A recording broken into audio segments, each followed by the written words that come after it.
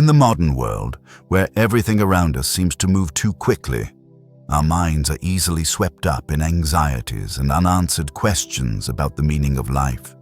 Unsettling thoughts, nameless worries, drift endlessly, leaving our souls weary and struggling to find peace.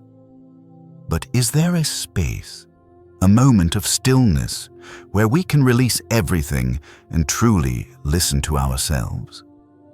Allow me to guide you on a wondrous journey. A journey to explore profound philosophical paradoxes, eternal questions about the nature of humanity, consciousness, and existence.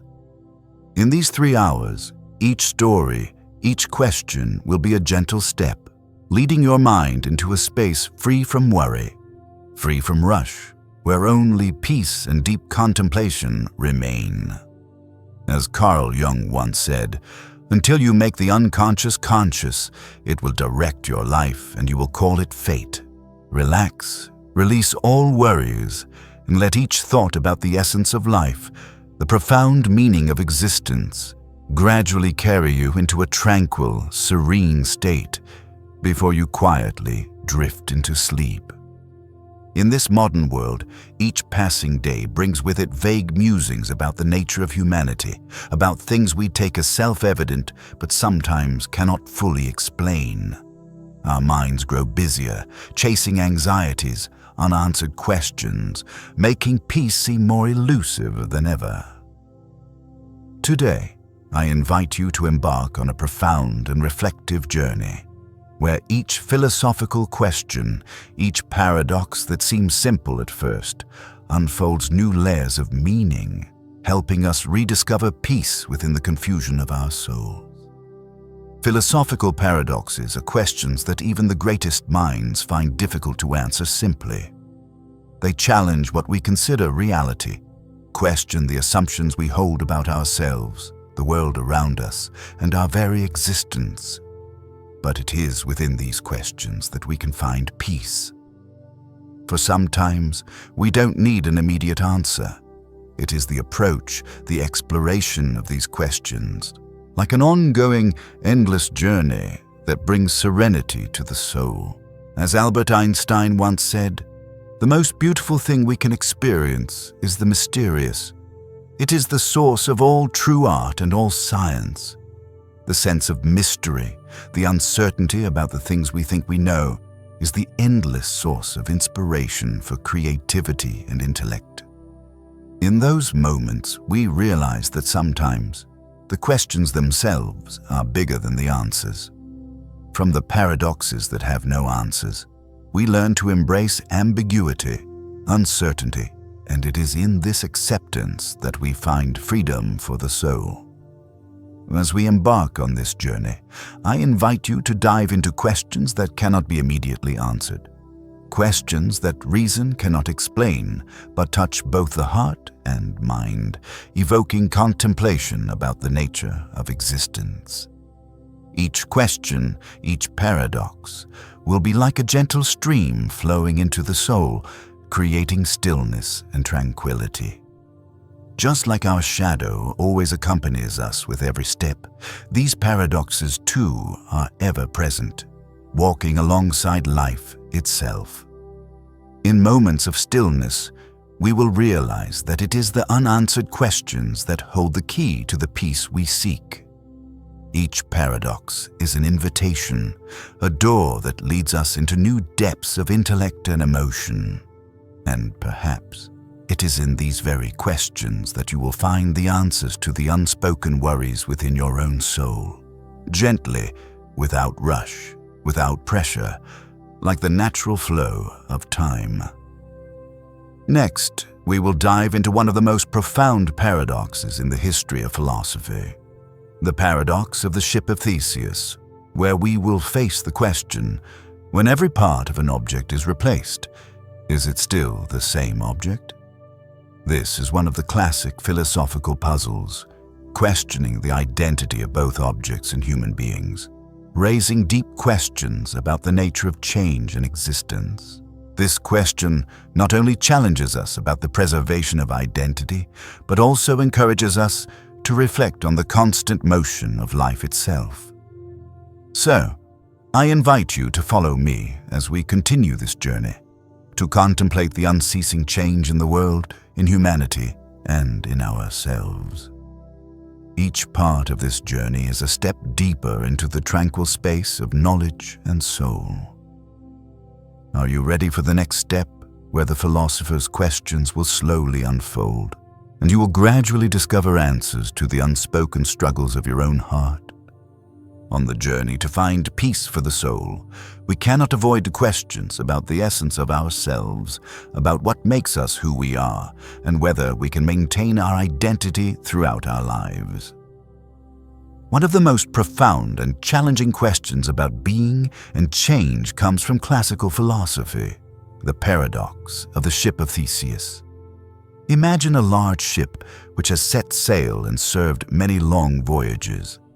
As time passes, parts of the ship begin to rot, break, and are gradually replaced with new ones. At first, only a few parts of the ship are replaced, but over the years, all of its parts are replaced, each plank, each sail, until nothing original remains. Is this still the ship of Theseus, the same ship that people once knew? Does the identity of an object persist when every part of it has been replaced, or is its identity merely a story we create? Things that are composed of parts exist only as long as they continue to preserve the identity of those parts. This is the thought that philosophers, from Heraclitus to John Locke, have wrestled with.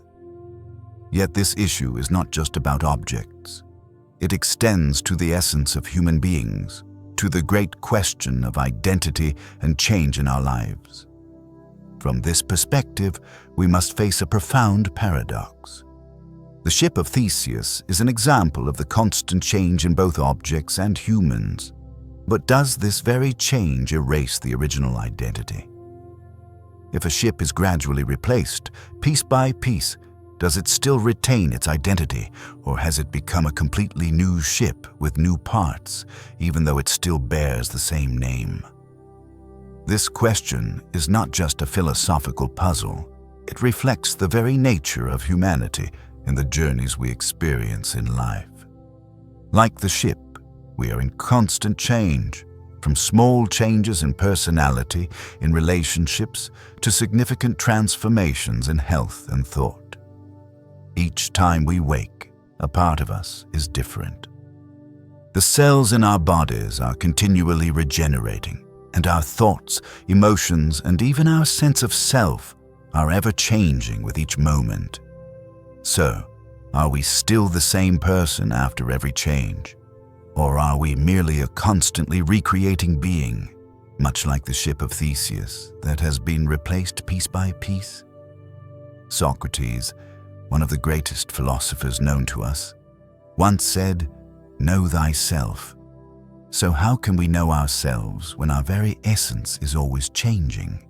How can we find stability in a world where everything is in constant flux?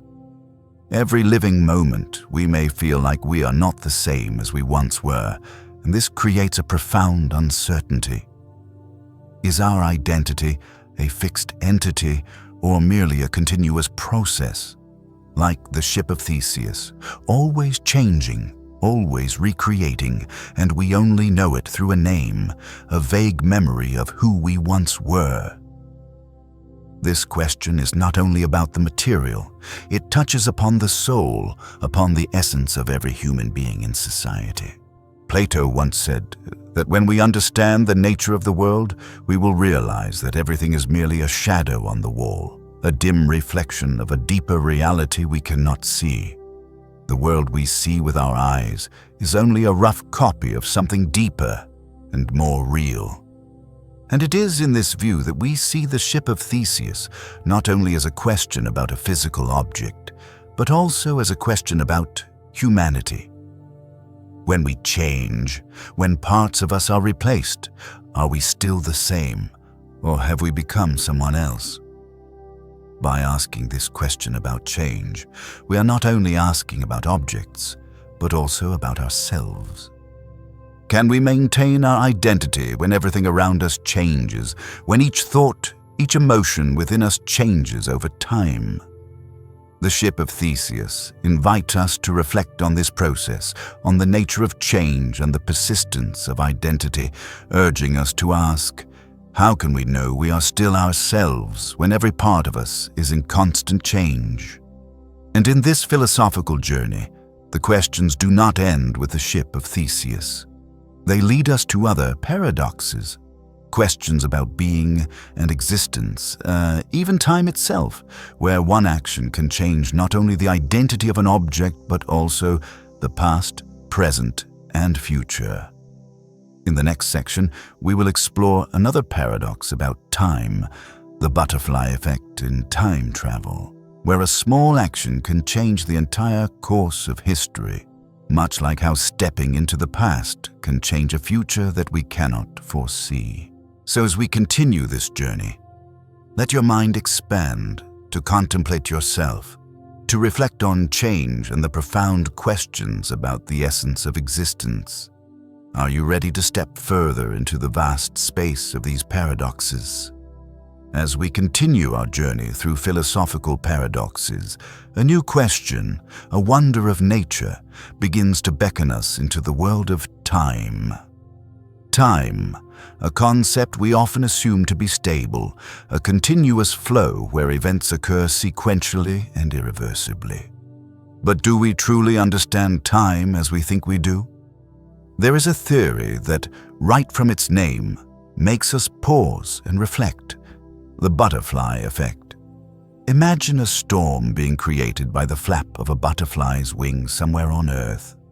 A simple image, yet it holds within it a magical power, a truth about the intricate interconnectedness of everything in this universe.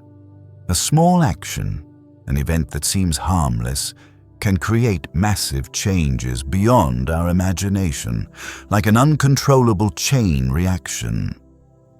When we think about small actions in life, the decisions we deem insignificant, the accidental gestures, the unconscious words, they seem to have no significant impact. But in another dimension, these small changes can lead to unforeseen consequences, much like how the flap of a butterfly's wings can trigger a storm far away. As physicist Edward Lorenz, who pioneered this theory, once said, one flap of a butterfly's wings in Brazil can set off a tornado in Texas. It is the surprise and infinity of this theory that makes it a window into a new way of viewing the world we live in. When we think of time travel, the idea of returning to the past to alter an event can lead to unforeseen consequences. This is the butterfly effect within the context of time travel. Imagine you step into a time machine, travel back in time to witness an important historical event, and all you want to do is stand still and observe without intervening. But then, a small event, like accidentally dropping a leaf, could alter the entire course of history afterward. Time, instead of being a continuous flow, becomes a complex web of relationships where each small action can change the trajectory of everything. Much like the small event you create by touching the past, the process of change it leads to could erase everything you know, leaving you unable to recognize the world you return to. You come back to a world that you thought was familiar, but now everything has changed. People are no longer who they were, events no longer unfold as you remember, and even your feelings, your memories, may become faint. It is these tiny changes, these things that seem invisible, that create a new world, a different reality, as if an invisible hand has redrawn the entire picture. This seems to make us feel uneasy. Why would such a small action create such great changes? Could it be that time, just like our own existence, is so easily influenced by events we cannot control? And could it be that each person's life, each decision we make, is like the flap of a butterfly's wings, unknowingly creating storms we cannot imagine in the future? Could the small, seemingly insignificant things in our lives hold the power to change everything, altering futures that have not yet arrived? We may feel that the events in our lives are unchangeable, like grains of sand in the desert, and that everything is predestined. But in reality, every decision, no matter how small, every action that seems unimportant, can create a new path, leading us to things we cannot foresee. And this is the power of the butterfly effect. Surely, one might wonder if every action I take, no matter how small, can change the future. What can I do to control these changes? The answer is not control, but understanding the connections between all things that happen in life, between our actions and the world around us. We cannot foresee all the results of our actions, but we can learn to live consciously so that every step, every decision, no matter how small, is made with an understanding and appreciation of its power. And from here, we transition to another concept, another paradox that may help us further understand how time and change interact with our very being. That is the experience machine, where we will explore the question of whether we truly want a life without challenges, without hardships, but filled with joy and happiness. Can we find the truth of ourselves in such a world? This journey is not just a reflection on time and change, but also an invitation for us to look back at the choices, the decisions in our own lives. And as we continue walking forward, each question, each paradox will open new horizons for us to explore, helping us better understand ourselves and the world around us. Continue to listen, for this journey is never truly over. As we continue our journey exploring the profound paradoxes and philosophies of life, we enter one of the most debated questions about happiness and fulfillment in human life. The experience machine, a concept introduced by philosopher Robert Nozick, invites us to reflect on the nature of happiness and what truly gives life value. Imagine stepping into a machine where you can experience everything you desire, every dream, every joy, every success, without facing any challenges or suffering. Everything is a creation of the machine, yet the experience feels so real that you cannot distinguish between what is real and what is simulated. This machine, with its ability to create perfect experiences, offers you everything you could wish for. You could feel like a famous person, a wealthy individual, someone who is always loved and cherished. All pain, dissatisfaction, and lack would vanish. You would have everything with no price to pay. But the question that Nozick asks is, would you want to step into this machine? A perfect world, a world without pain, without fatigue, without struggle. At first, it seems like something everyone would crave, a paradise where there is no shortage or suffering. But this very question leads us into a profound dialogue about the nature of happiness and what life truly means. Is happiness the most important thing in life? Or is it the process of achieving happiness with all its trials and failures that gives life real meaning? Happiness is not just about feeling good. It's about living authentically. This is a statement found in many great philosophies and thoughts, from ancient philosophers to modern psychologists. Happiness is not merely a temporary feeling, not just a pleasant emotion that can be created by a machine. True happiness is connected to living in accordance with one's true nature, facing hardships and overcoming challenges. If life were just a series of never-ending happy moments, could we truly appreciate the depth of life? Could we understand the value of happiness if we didn't experience moments of loss, suffering, and effort? The question that Nozick asks, and that each of us must ask ourselves is, can a life without challenge be a truly fulfilling life? In such a world, everything unfolds as we desire, but nothing is truly ours. The experiences would not come from our own efforts, not from the battles and perseverance we must exert.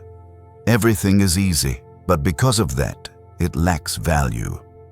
Remember Nietzsche's words, "He who has a why to live can bear almost any how." Happiness is not just the result, it is the journey, the struggle to earn what is truly deserved. So, should we choose such a life where all good things are given without having to endure challenges? Surely, each of us feels the temptation of a life without suffering. But in our journey to find relaxation and freedom from worries, could we lose the most precious things in life?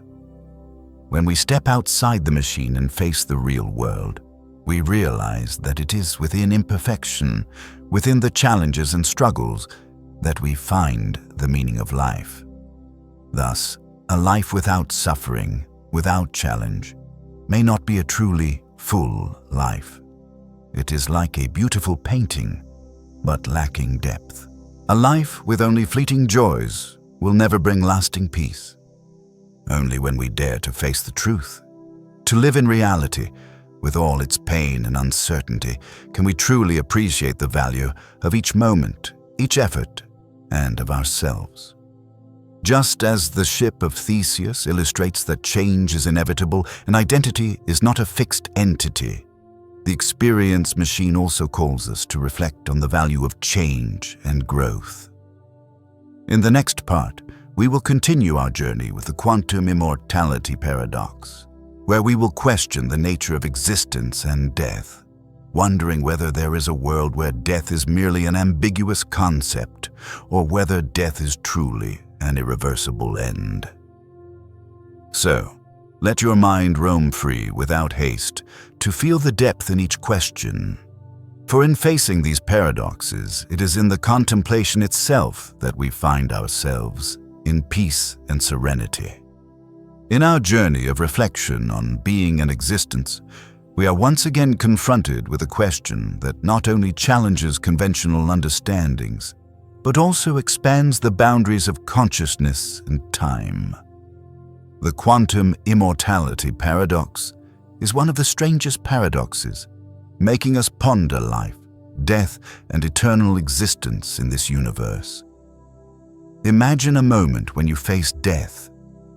What happens when you approach the end of your life?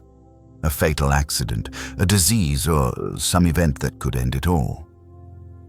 According to the theory of quantum immortality, in a parallel universe, you never die.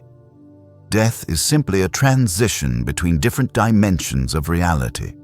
Your existence, no matter the circumstances, always continues in a new universe where you never experience an end. You simply shift from one reality to another, never touching the cessation of life. Though it may seem mysterious and elusive, this is not just a tale from science fiction. It stems from the theory of quantum mechanics, a place where everything can exist simultaneously in multiple states, where every choice we make can create different timelines, and each timeline opens up countless possibilities for survival. In this space, each of us is part of an infinite chain of events, where death is not an end but a transition. You won't feel death because when it occurs in one world, you continue living in another, where you escape it. Each moment of existence, each decision, each action, opens new doors in this parallel universe. It is within this connection that our consciousness continues to exist, no matter how the external circumstances may change. Death is nature's way of telling you to slow down. This is a quote by Dick Sharples, a philosopher who once shared his reflections on death and existence. But if death is not truly final, can we really say we are living? Or are we simply eternally escaping death in parallel universes, in other realities, where every moment is a rebirth? The question of quantum immortality not only challenges the definition of death, but also expands the limits of what it means to exist and be I. If death is not inevitable, can we call this life real? Without death, would life lose its meaning? Or does our existence in these parallel universes give us an opportunity to reflect on the choices and paths we've taken, no matter whether they end or not? This invites us to think about our own existence, the meaning of death, and whether we can escape it. This question opens up a space for imagination, a space where everyone can choose freely, exist freely, and live in different dimensions without facing death. But does such a life, with endless freedom and no death, truly bring meaning? If we cannot die, can we still feel the value of life? As previously shared, the experience machine sparked thoughts about perfection and artificial happiness, and quantum immortality raises questions about immortality and eternal existence. But in these questions, we realize that it is the very limitations of life, changes, challenges, and even death, that bring profound meaning to human existence. Life is not a series of never-ending happy moments, but a journey filled with highs and lows, things that cannot be changed, and moments where we must face the inevitable end. It is in facing this that we can truly understand the value of each moment of life, of each decision, and of each experience. The world is not a place without an ending, but a place where we learn to accept change and appreciate each moment in the present. As we look into quantum immortality, we see that this theory is not just a theoretical science story, but also a lesson about acceptance and surrender. We cannot control everything, but we can learn to live consciously, face both life and death, and find peace in the process. And as we continue this reflective journey, we will move on to another question, another paradox, a next step in uncovering the truth about being. The grandfather paradox in time travel will further expand the story about time, about intervention in the past and future, and whether our small actions in the past can alter the entire course of history and the future. So, let your mind expand, gently accepting these questions with peace and tranquility. We don't need to find the answers immediately, but let ourselves relax and reflect on the miraculous aspects of existence and death before gradually drifting into sleep in the stillness of contemplation. As we continue our journey through the exploration of profound paradoxes and the nature of existence, we are faced with a question that not only challenges conventional understanding, but also stretches the boundaries of consciousness and time. The grandfather paradox is one of the most famous paradoxes in the theory of time travel, forcing us to reflect on life, death, and the possibility of altering the course of our existence in this universe. Imagine a moment when you are faced with death. What happens when you approach the end of your life? A fatal accident, a disease, or some event that could end it all? According to the theory of quantum immortality, in a parallel universe, you never die. Death is merely a transition between different dimensions of reality. Your existence, no matter the circumstances, always continues in a new universe where you never experience the end. You simply shift from one reality to another, never encountering the cessation of life. This, while seemingly mysterious and elusive, is not just a tale from science fiction.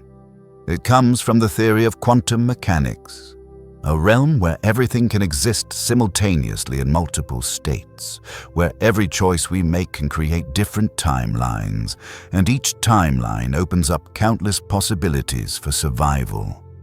In this space, each of us is part of an infinite chain of events, where death is not an end but a transition.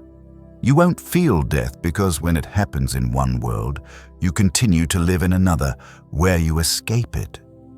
Each moment of existence, each decision, each action opens new doors in this parallel universe. It is within this connection that our consciousness continues to exist, no matter how the external circumstances may change. Death is nature's way of telling you to slow down. This is a quote by Dick Sharples, a philosopher who once shared his reflections on death and existence. But if death is not truly final, can we really say we are living? Or are we simply eternally escaping death in parallel universes, in other realities, where every moment is a rebirth? The question of quantum immortality not only challenges the definition of death, but also expands the limits of what it means to exist and be I. If death is not inevitable, can we call this life real? Without death, would life lose its meaning? Or does our existence in these parallel universes give us an opportunity to reflect on the choices and paths we've taken, no matter whether they end or not? This invites us to think about our own existence, the meaning of death, and whether we can escape it. This question opens up a space for imagination, a space where everyone can choose freely, exist freely, and live in different dimensions without facing death. But does such a life, with endless freedom and no death, truly bring meaning? If we cannot die, can we still feel the value of life? As previously shared, the experience machine sparked thoughts about perfection and artificial happiness, and quantum immortality raises questions about immortality and eternal existence. But in these questions, we realize that it is the very limitations of life, changes, challenges, and even death that bring profound meaning to human existence. Life is not a series of never-ending happy moments, but a journey filled with highs and lows, things that cannot be changed, and moments where we must face the inevitable end. It is in facing this that we can truly understand the value of each moment of life, of each decision, and of each experience. The world is not a place without an ending, but a place where we learn to accept change and appreciate each moment in the present. As we look into quantum immortality, we see that this theory is not just a theoretical science story, but also a lesson about acceptance and surrender. We cannot control everything, but we can learn to live consciously, face both life and death, and find peace in the process.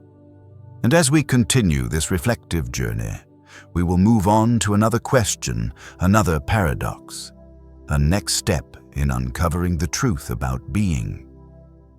The grandfather paradox in time travel will further expand the story about time, about intervention in the past and future, and whether our small actions in the past can alter the entire course of history and the future. So, let your mind expand, gently accepting these questions with peace and tranquility. We don't need to find the answers immediately, but let ourselves relax and reflect on the miraculous aspects of existence and death before gradually drifting into sleep in the stillness of contemplation. As we reflect on the essence of humanity, on the choices we make in life, a profound and captivating question arises. Are we truly free in our decisions? Or is every action, every thought, every step we take predetermined?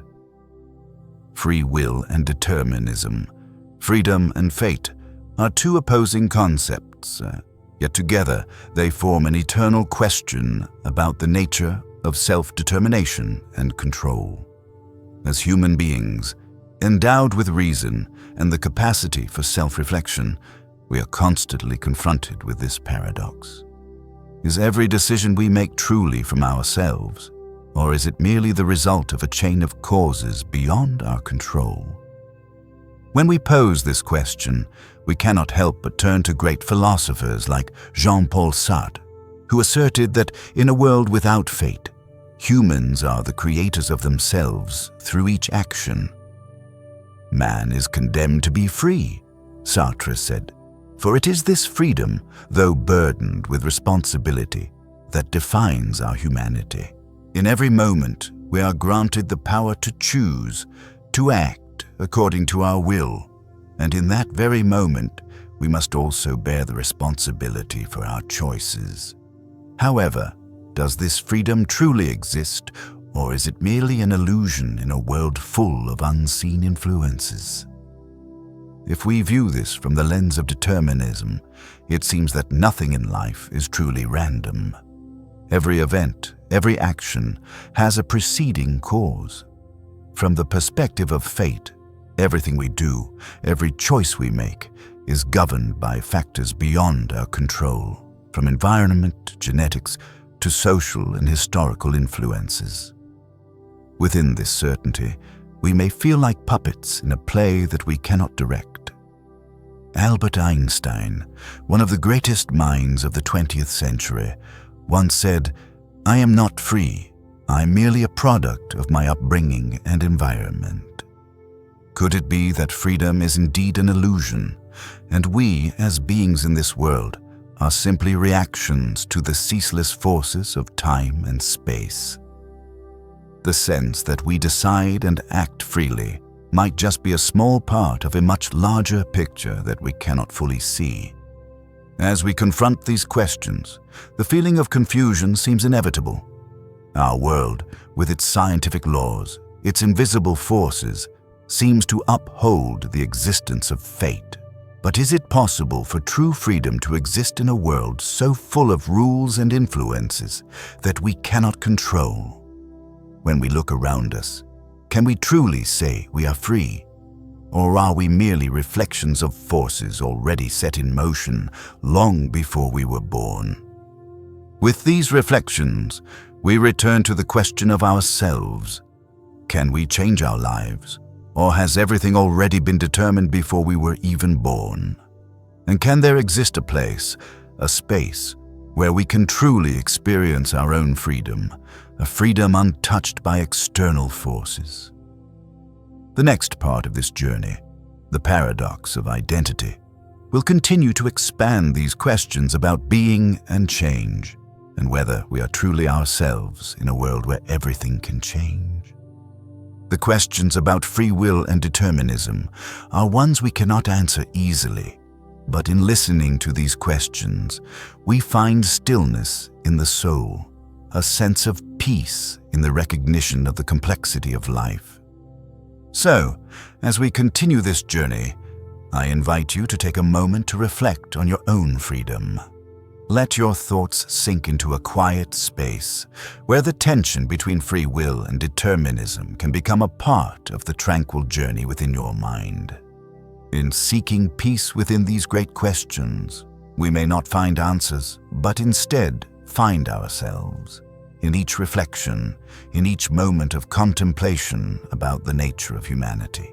As we continue our journey into the exploration of being and existence, a profound question emerges. Do we truly remain ourselves over time? Or is our identity merely a shifting concept, a story we tell ourselves anew each day? The paradox of identity is not just a philosophical problem. It is a question about the very nature of humanity, about change, and about the continuity of the self in a world that is constantly evolving. What is identity? Is it the way we think about ourselves, the memories, the emotions, or is it the combination of all these elements? And does the self we perceive truly exist, or is it merely an illusion, a story continually recreated in our mind? To begin this journey, let's consider a simple yet profound example, the ship of Theseus, which we mentioned in the previous section. When a ship has its parts replaced one by one, is it still the original ship, or has it become a new object? Similarly, when our bodies change over the years, old cells die, new cells are born, are we still the same person? A person who lives a long life, experiencing countless changes, how can we determine that the self remains I through the ups and downs of life? As John Locke, the English philosopher, once raised the question of the continuity of the self over time. He suggested that the self is the continuity of memory. The mind is at first a tabula rasa, devoid of all characters, without any ideas. How comes it to be furnished? Whence has it all the materials of reason and knowledge? Locke's question compels us to reflect. Are we merely creatures who are constantly recreated, with memories and experiences forming our identity over time? But if memory can change, if it can be forgotten, does the self remain enduring? One of the things that makes the paradox of identity complex is the interaction between the physical body and the mental self. Every day, our bodies change. Old cells fade, new ones emerge. Everything we once knew about our bodies can change, from our skin, our hair, to our internal organs. So, how can we assert that we are still the same person? Are we merely physical components, a series of infinitesimally small parts? Or are we a combination of memories, emotions, and thoughts? In each moment, could it be that these elements are what make up our self, even as everything around us changes? But if the physical body can change while the self remains intact, can we regard the self as a permanent entity? This is a difficult question to answer, because each time we look at ourselves, we look through a fogged glass, where memories and emotions continually recreate our identity. And as David Hume once said, there are some philosophers who would have us believe that there is a real self, a permanent and unchanging entity behind our thoughts and actions. But when we examine our own experience, we find no such thing. The self is not a fixed entity, but a series of interconnected moments, feelings, and thoughts that we call I. The self is a process, not an object. This brings us to a profound question. If the self is not a fixed entity, then what makes us feel that we are still ourselves, even as we change continuously over time? Imagine this. A person can go through tremendous changes in life, like moving houses, changing careers, or altering the way they think, yet they still feel themselves. Is this feeling an illusion, or is it a deep connection where external changes are merely layers and the true self is a continuous flow inside? It is this flow, though it changes, that creates our awareness of who we are. In contemplating the paradox of identity, we realize that human identity is not a fixed concept, but an ongoing process of change, one in which each new moment creates a new understanding of ourselves. It is a living process, not a static state. And it is precisely in this perpetual change that we find peace, the understanding that we are not a stopping point, but a journey. So, if identity is not an immutable entity, can we live fully with it? The answer may be, we don't need to seek a fixed identity, but rather live with what we have in the present and accept the continuous change in this journey. As Heraclitus once said, you cannot step into the same river twice. Everything changes, and it is this very change that is the essence of life. Continuing this journey, we will step into another question. Is this change truly freedom, or are we merely living in an inescapable loop? The question about the illusion of choice and freedom will open up a new space for us to contemplate freedom and choice in a world that is in constant flux. So, let your mind settle, continue with this journey, and reflect on the changes within your very identity. This change is not something to fear, but rather what gives life, growth, and continual development. As we continue our journey exploring the great questions of being and existence, today we delve into a psychological phenomenon that is subtle yet deeply profound, one that often goes unnoticed but impacts every interaction in our daily lives. This is The mirror effect in interaction, a phenomenon where people unintentionally create powerful connections through conversation, in moments of communication where body and mind reflect one another, forging a strong, unspoken bond between individuals. Imagine a moment when you are conversing with someone, and as they speak, you begin to notice yourself mimicking their gestures, the way they speak, even the speed and rhythm of their words. You're not consciously trying to do so, but unconsciously you are reflecting them like a mirror. This is not mere imitation. It's a connection, a sign of resonance between two souls.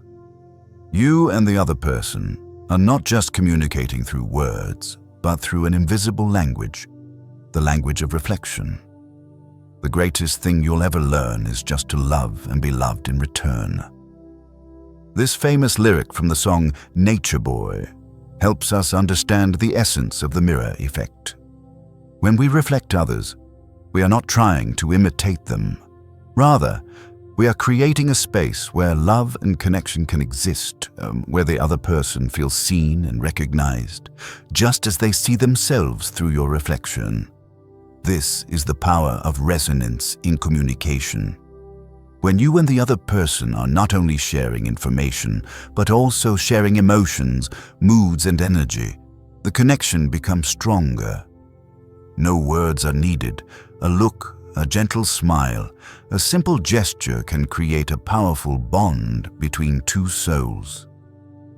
As Carl Jung once said, everything that irritates us about others can lead us to an understanding of ourselves.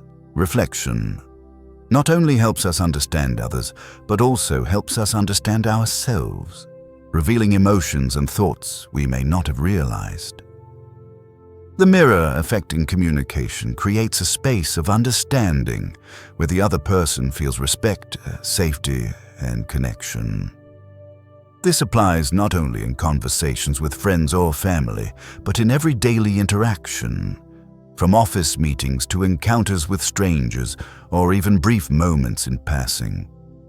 Have you ever noticed how when you make a small gesture, like greeting someone with a smile, the other person often smiles back? When you show ease, the other person tends to feel more relaxed. This is the power of the mirror effect, the reflection of emotional states, positive energy that helps connect souls with one another. But reflection does not only occur at the emotional level. It is also a key part of how we build trust and understanding in relationships. We often form strong connections with those who resonate with us, those we feel reflect back our true selves. From this, conversations become symphonies between two souls, where every word, every gesture, every glance creates a shared rhythm, a unity in emotion and thought. We are like islands in the sea, separate on the surface but connected in the deep. This quote by William James, a great American philosopher, resonates when we discuss the mirror effect. It's about how we connect with each other, even though outwardly we may appear as separate individuals. But deep down, each person can reflect a part of themselves in another.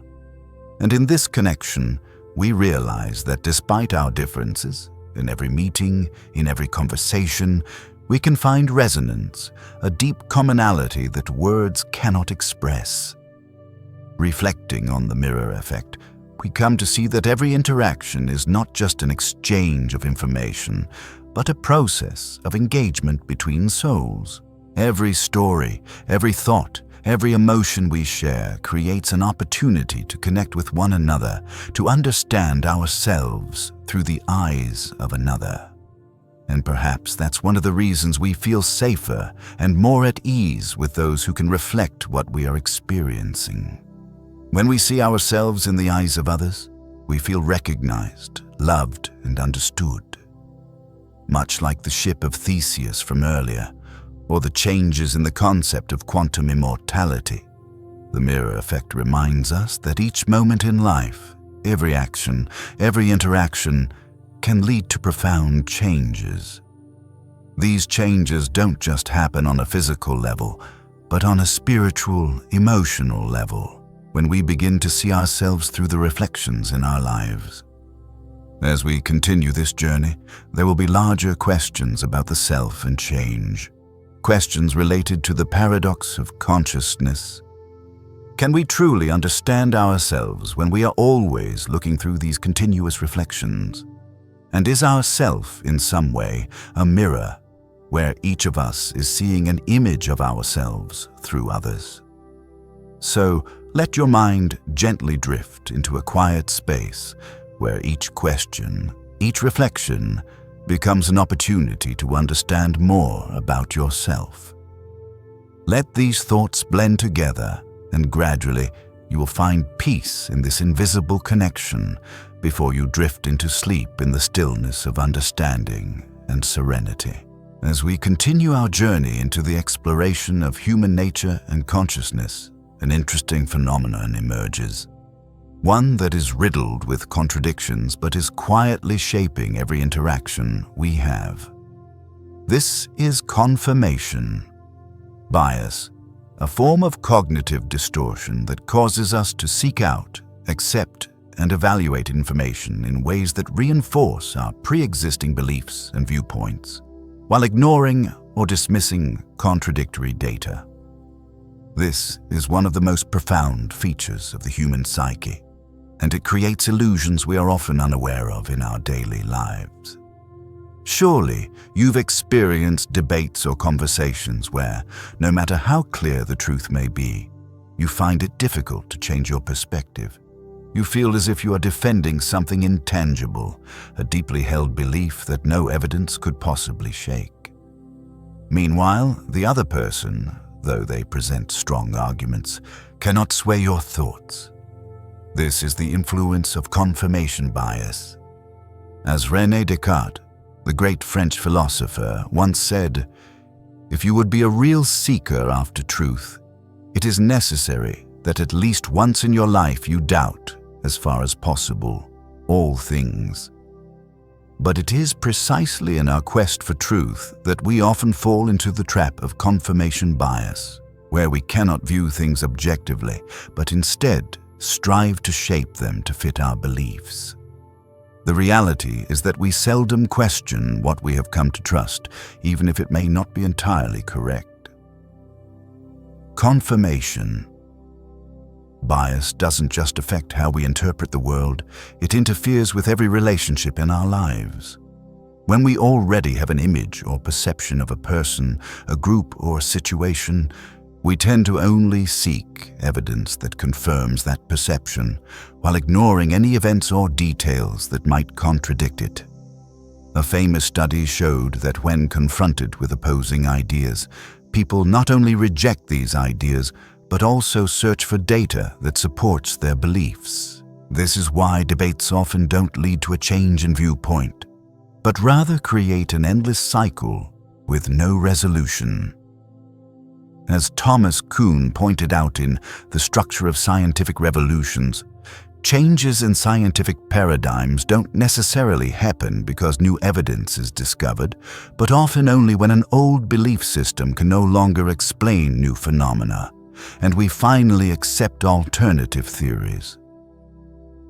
In exploring new hypotheses and perspectives, confirmation bias plays an invisible role, keeping us in the safety of what is familiar, thus preventing progress and the evolution of thought. This, though natural, creates a significant issue in our personal growth.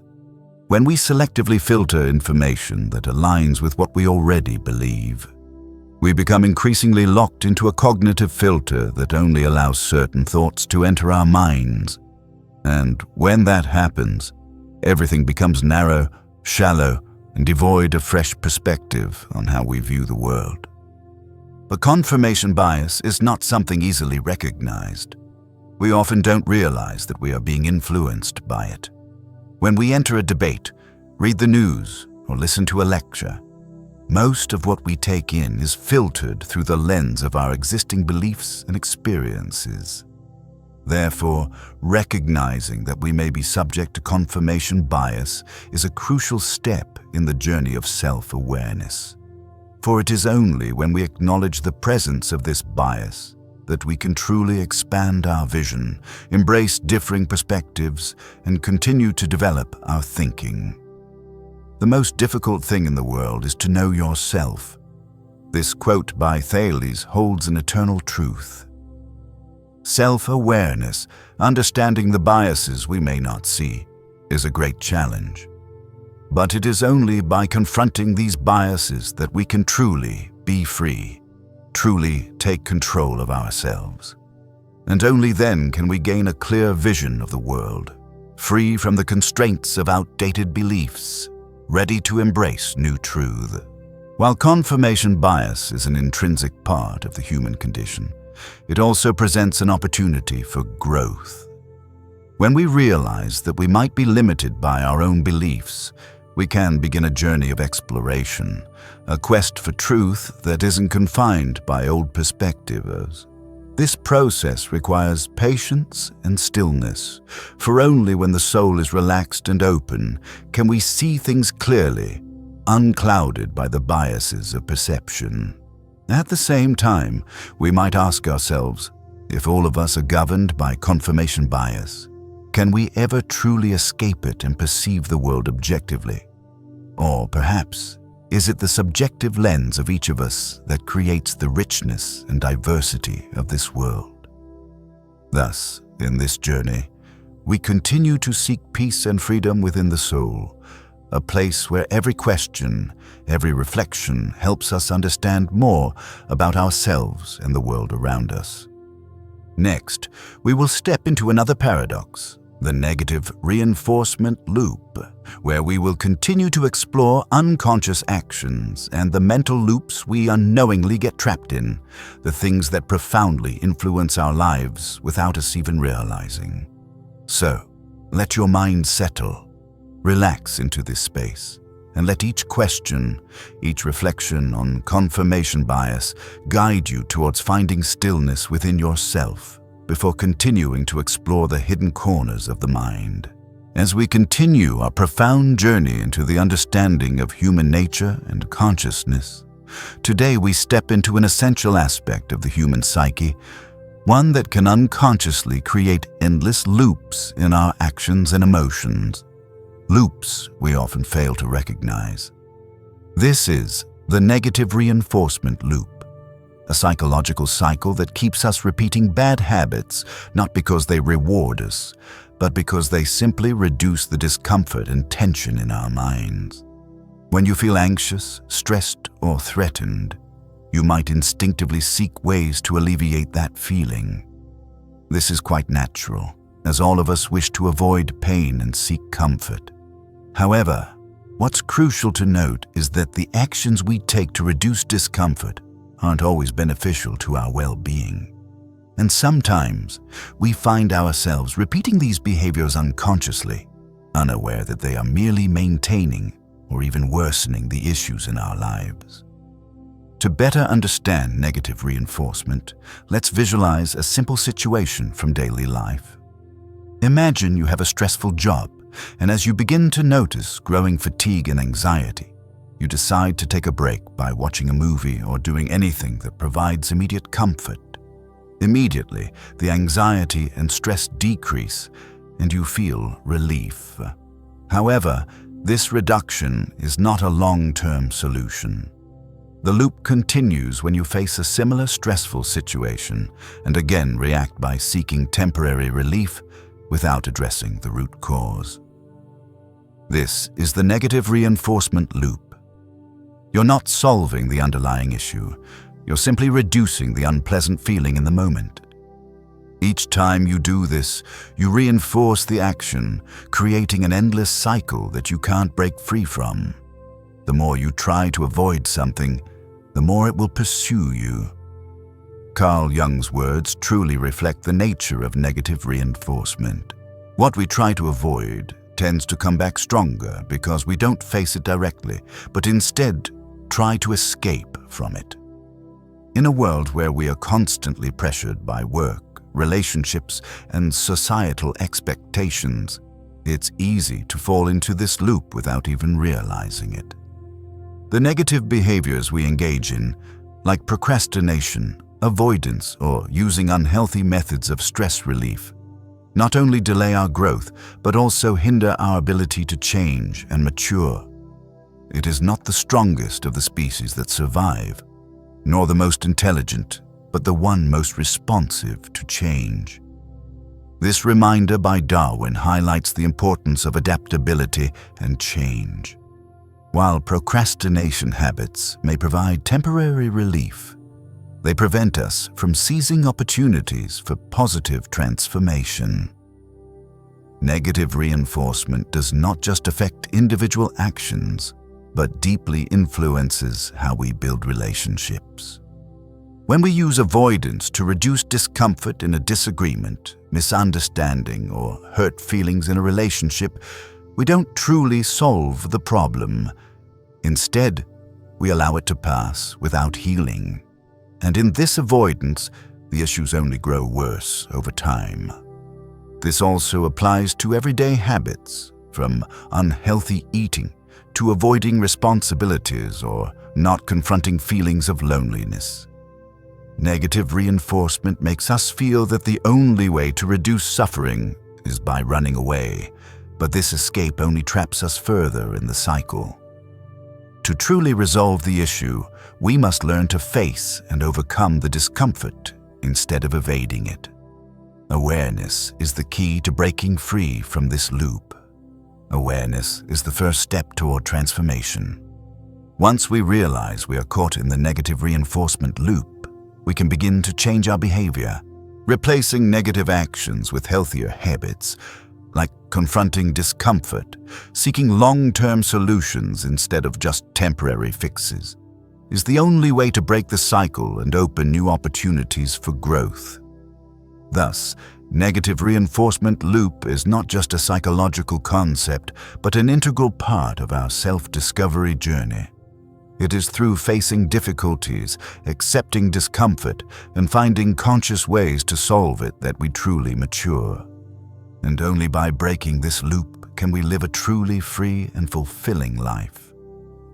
Next, we will explore another paradox, another psychological issue related to how repetition and incompletion affect the human mind. The Zeigarnik effect will help us understand how unfinished tasks can influence our thoughts, and how we can use this knowledge to boost motivation or, conversely, avoid unnecessary anxiety. So, let your mind gently settle, reflecting on your own habits and behaviors. Are you caught in the loop of avoidance and procrastination? Let this question become a doorway to self-awareness, so that you can begin your journey of liberation from old habits and find peace in every moment. As we continue our journey into the depths of human psychology, today we will explore a phenomenon that is deeply impactful, not only on our behavior, but also on our emotions and thoughts. This is intermittent reinforcement, a mechanism that strengthens behavior through irregular rewards, and its connection to addiction. This effect can be found in countless situations in daily life, from simple habits to complex emotions, and especially in the invisible struggles we face when caught in the cycle of desire and deprivation. Imagine you are playing a video game, and throughout the game, you don't always receive rewards each time you complete a task. Sometimes, you receive an immediate reward, but at other times, you must wait a long time before receiving a meaningful outcome. In moments when you don't get a reward, you might feel frustration or disappointment, but when you finally receive the reward, the sense of satisfaction is amplified. It's the uncertainty, the not knowing when you will receive the next reward, that makes you even more addicted to the game. This is the essence of intermittent reinforcement. When rewards come unpredictably, their power increases, making it hard for you to walk away, compelling you to keep coming back. Intermittent reinforcement is one of the most powerful ways to condition behavior. As B.F. Skinner, the renowned behaviorist, pointed out, the best way to strengthen a behavior is to intermittently reinforce it. It keeps the organism guessing, keeps it coming back for more. When we receive rewards unpredictably, our minds become more curious and passionate. Each time we don't receive a reward, it becomes an urge, a push that drives us to continue, to keep acting, hoping that the next time will bring the reward. And when applied to other behaviors in life, this mechanism creates unconscious loops that we cannot control. One of the most powerful consequences of intermittent reinforcement is the development of addiction. When we receive irregular rewards, especially those related to emotional satisfaction, such as in relationships, the search for social approval, or even the use of stimulants, we create a cycle that is hard to escape.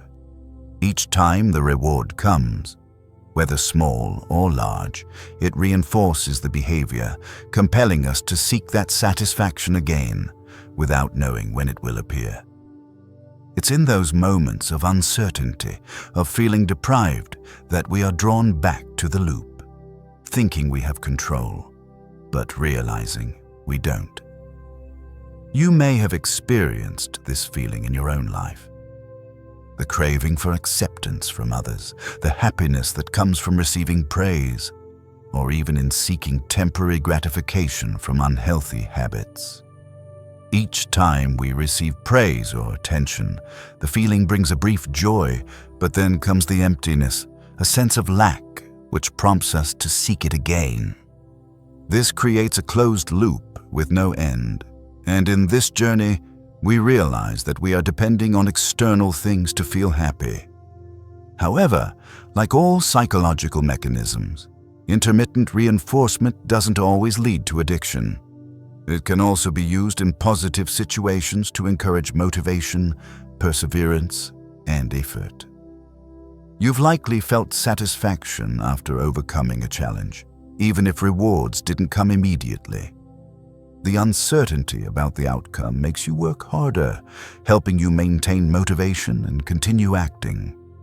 When applied consciously, this mechanism can help create healthy habits, reinforcing positive behavior without leading to burnout. However, when this mechanism is applied to bad habits, when you depend on instant gratification without control, it can lead to deeply negative consequences. We cannot avoid making mistakes, but by recognizing the presence of intermittent reinforcement, we can begin to step out of the cycle, so it doesn't dominate our lives. Remember, as Albert Einstein once said, insanity is doing the same thing over and over again, but expecting different results. In these loops, if we don't recognize and change our actions, we won't be able to break free from the dependence on rewards that don't bring lasting fulfillment. Intermittent reinforcement also makes us think about how our actions can unconsciously create cravings and how we can recognize and change it. Can we replace bad habits with healthier ones? Create positive rewards to motivate ourselves? Or will we continue to be caught in the endless cycle of deprivation, seeking temporary satisfaction that never feels enough? In this journey, as we continue to explore human psychology, we will step into the next question, the door in the face technique, another persuasive strategy that will help us understand more about how people can be influenced by requests and unexpected responses. So, let your mind gently settle into this stillness, so you can reflect on your habits, on your dependency on irregular rewards, and how to free yourself from these psychological loops.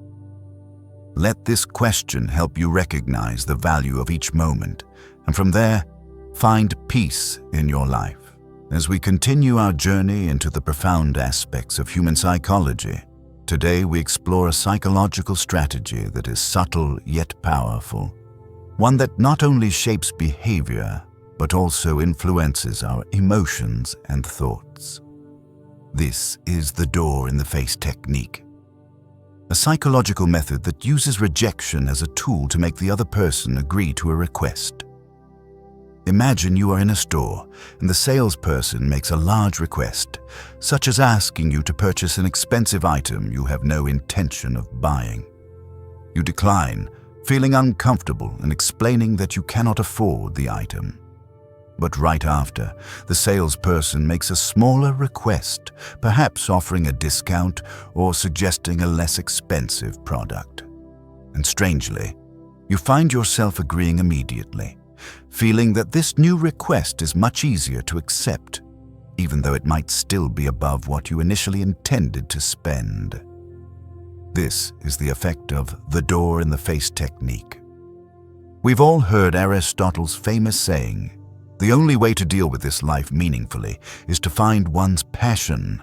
However, in social relationships, the strategy behind the door in the face is not merely about personal gratification, but also about creating a connection, a subtle communication where each party feels they are receiving something of value, even if at times it is simply a shift in attitude or perspective.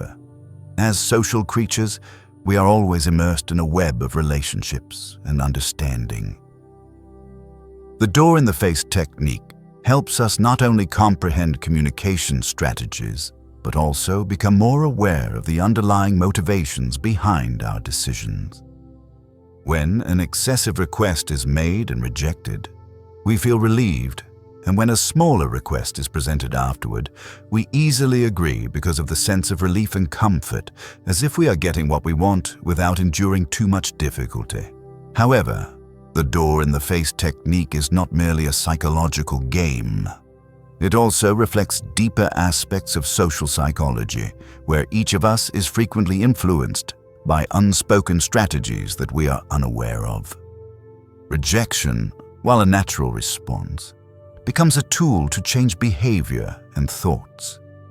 It is fascinating to realize that sometimes it is the rejection itself that creates space for us to easily accept the smaller request, because when we reject something large, we then feel empowered to accept something smaller, as though we have won the internal struggle. This isn't limited to commercial or sales situations. In fact, the door-in-the-face technique is also applied in personal relationships, negotiations, and even in how we respond to social demands. When an unrealistic demand is made, such as expectations from friends, family, or even ourselves, we tend to react by rejecting it.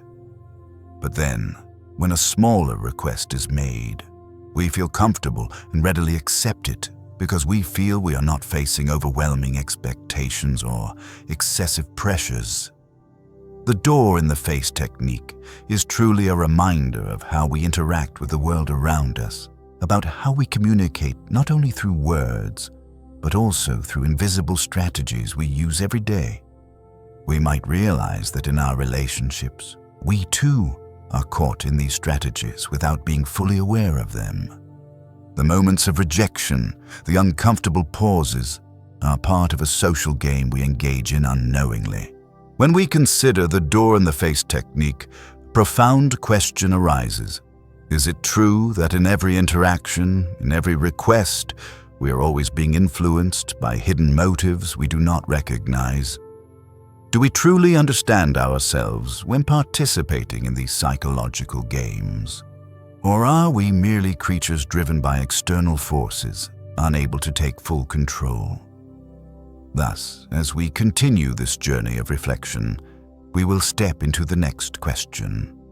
Are these strategies simply small parts of the bigger picture of influence we face every day?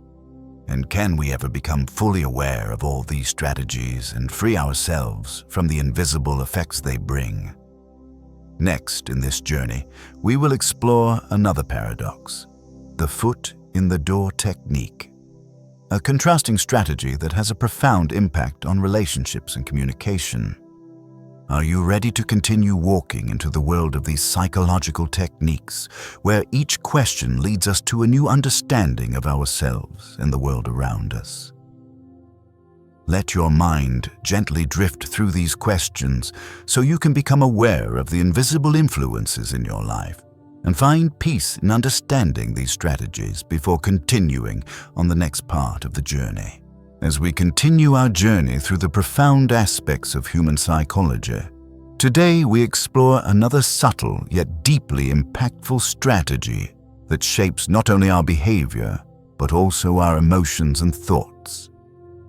This is the foot in the door technique, a simple yet powerful psychological strategy that works through small incremental requests, leading to much larger agreements. Unlike the door in the face technique, where a large request is made first, followed by a smaller, more acceptable one. The foot in the door starts with a small request and gradually leads the person to agree to a larger request. Imagine this situation. You receive a call from a charity asking you to donate a small amount, perhaps only 20,000 VND. You agree, feeling that the request is not too large and won't affect your life.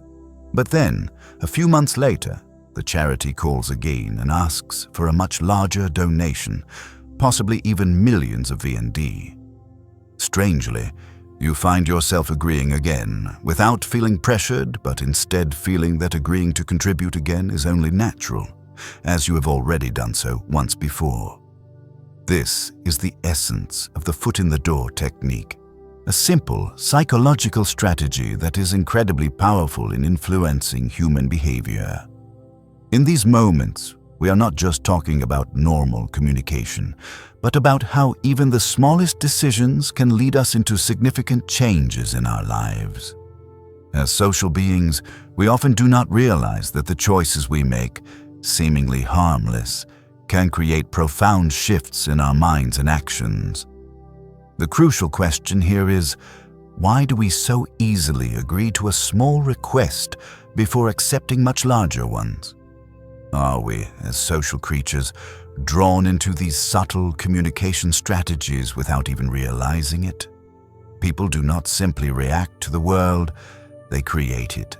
Jean-Paul Sartre's words remind us that we are not passive beings, simply reacting to the world around us, but we are active creators of the world we live in, through every decision, every small action we take. And sometimes, it is these small decisions, guided by strategies like the foot in the door, that lead to much larger changes we don't even foresee. But what is truly fascinating here is not just the strategy itself, but also the psychology behind why we agree to these small requests. There is a sense of peace, a sense of relief in saying yes to a small request, one that doesn't feel burdensome. And in that agreement, we start to feel more comfortable, more open, and when the larger request comes, we no longer feel pressured. We simply continue to act naturally, as if this was already part of the plan. This can lead to relationships where we start agreeing to larger requests without realizing how that agreement has shifted our direction. In relationships, from requests for time, attention, to bigger commitments, we may find ourselves pulled into a series of events that seem hard to stop. It is not the strongest of the species that survive, nor the most intelligent, but the one most responsive to change. Charles Darwin's reminder about the survival of the adaptable species applies here as well. In human communication, the ability to adapt to small requests, even unconsciously, can lead us to much greater changes than we can predict. But amidst all these changes, what truly creates value? Are we simply reacting to the requests around us without truly thinking about what we really want? Or is it in these small decisions that we are actively shaping the life we truly desire, step by step, even if we don't realize it? Understanding. The foot in the door technique doesn't just help us recognize how requests can influence our behavior, but it also invites us to reflect on the freedom in these small decisions, on what truly matters in our lives. Can we become more aware of the requests we agree to? how they influence our lives, and our ability to create a life where we are truly in control of each choice we make. As we continue this journey, we will explore another paradox, one concerning interaction and influence in relationships. Gaslighting as a psychological manipulation.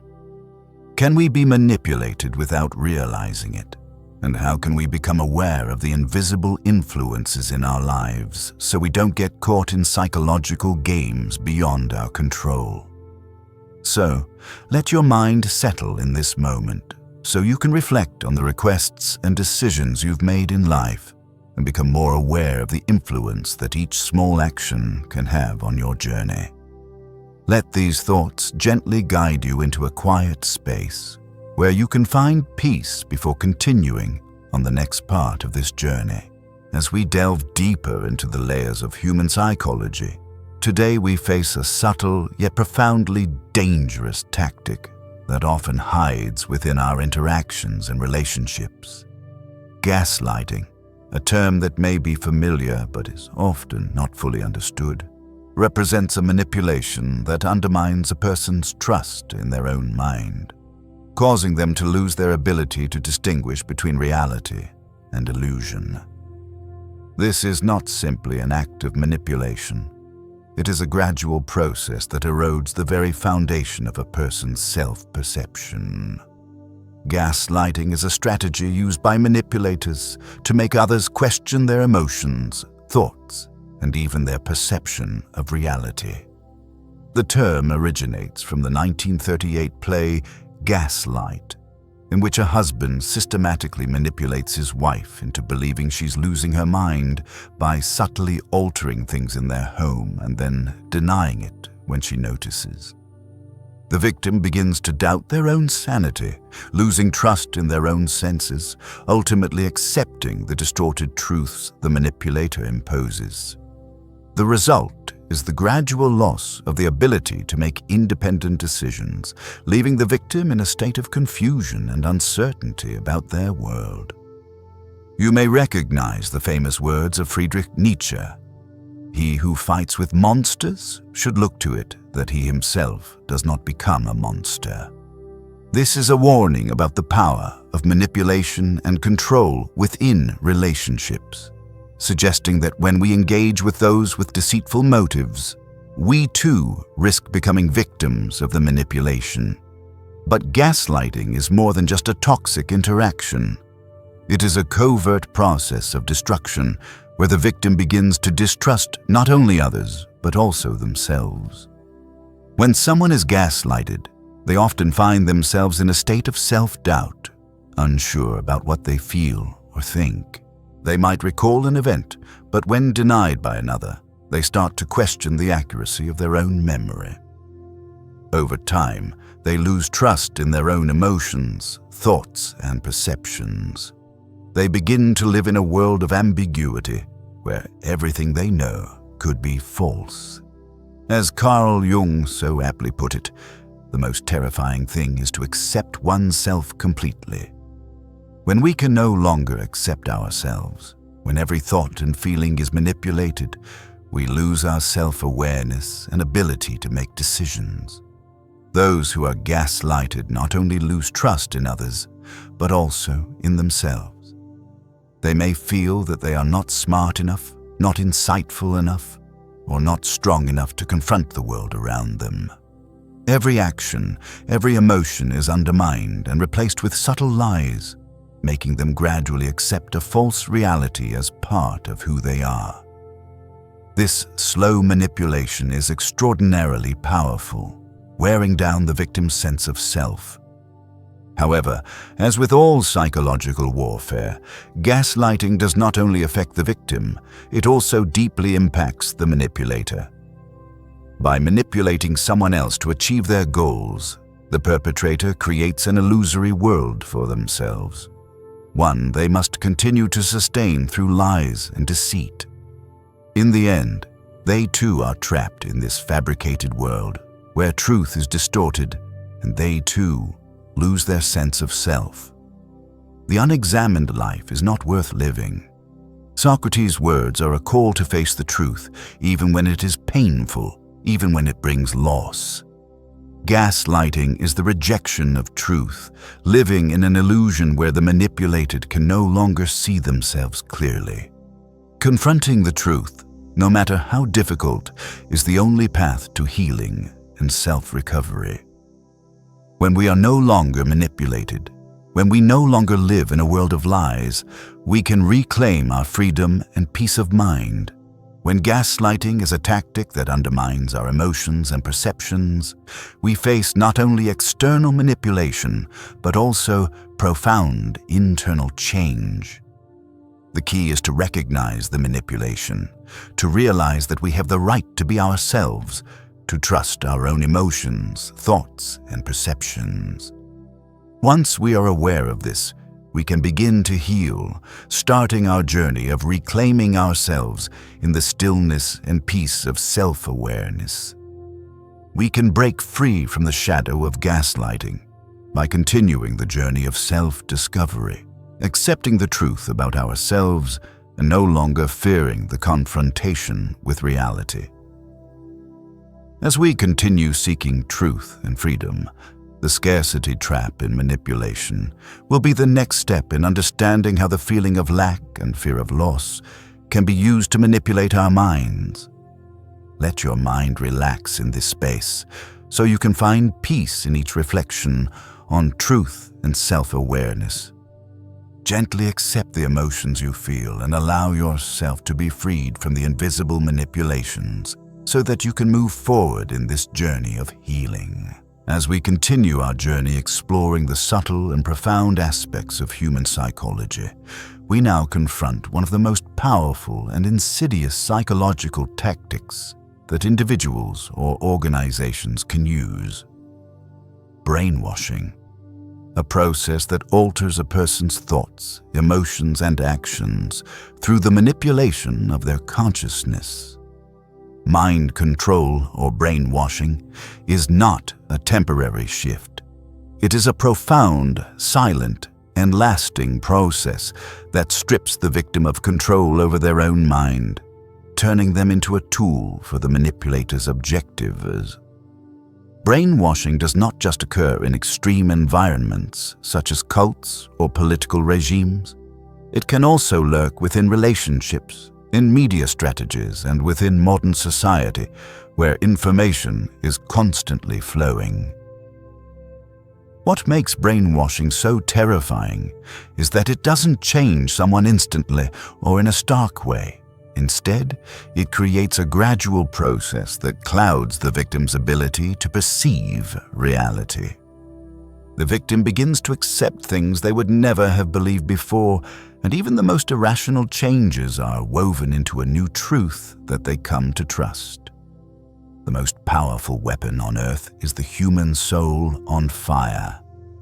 This famous quote by Ferdinand Foch, a French military commander during World War I, highlights a great truth. Human potential lies in passion, drive, and belief. But in the world of brainwashing, the greatest power is in extinguishing that fire, numbing the soul until it no longer feels the spark of freedom, clarity, and reason. The manipulator doesn't need to use force.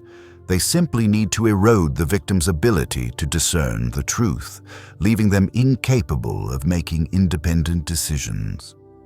As we saw in previous sections, psychological tactics like gaslighting can make a person doubt their own feelings and perceptions.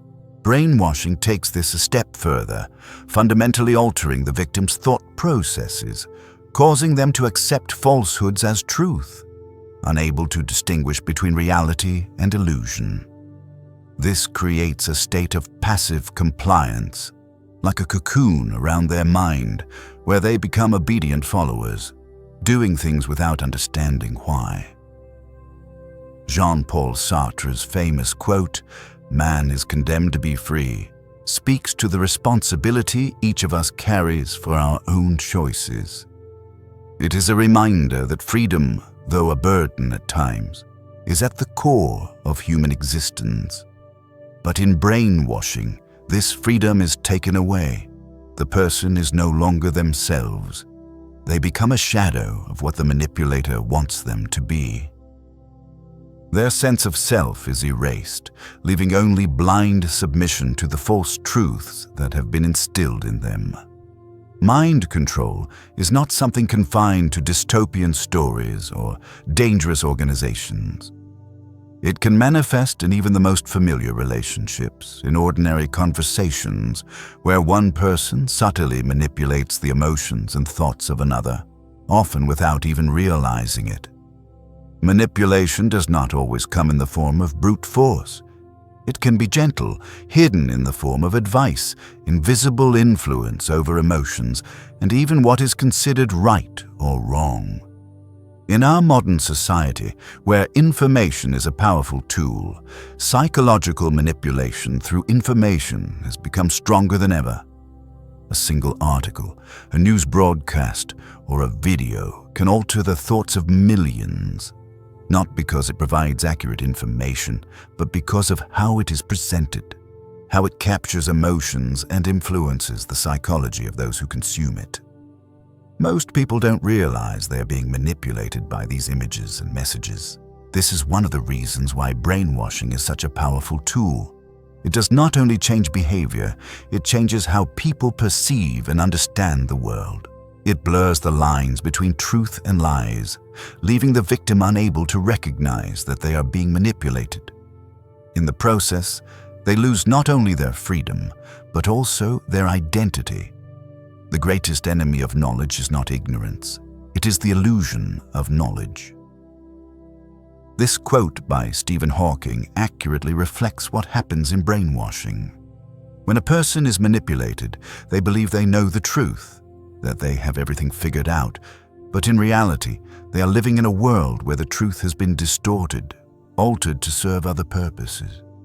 And while they are in that world, they cannot see it for what it truly is, because they have been convinced of a false truth, a reality that cannot be undone.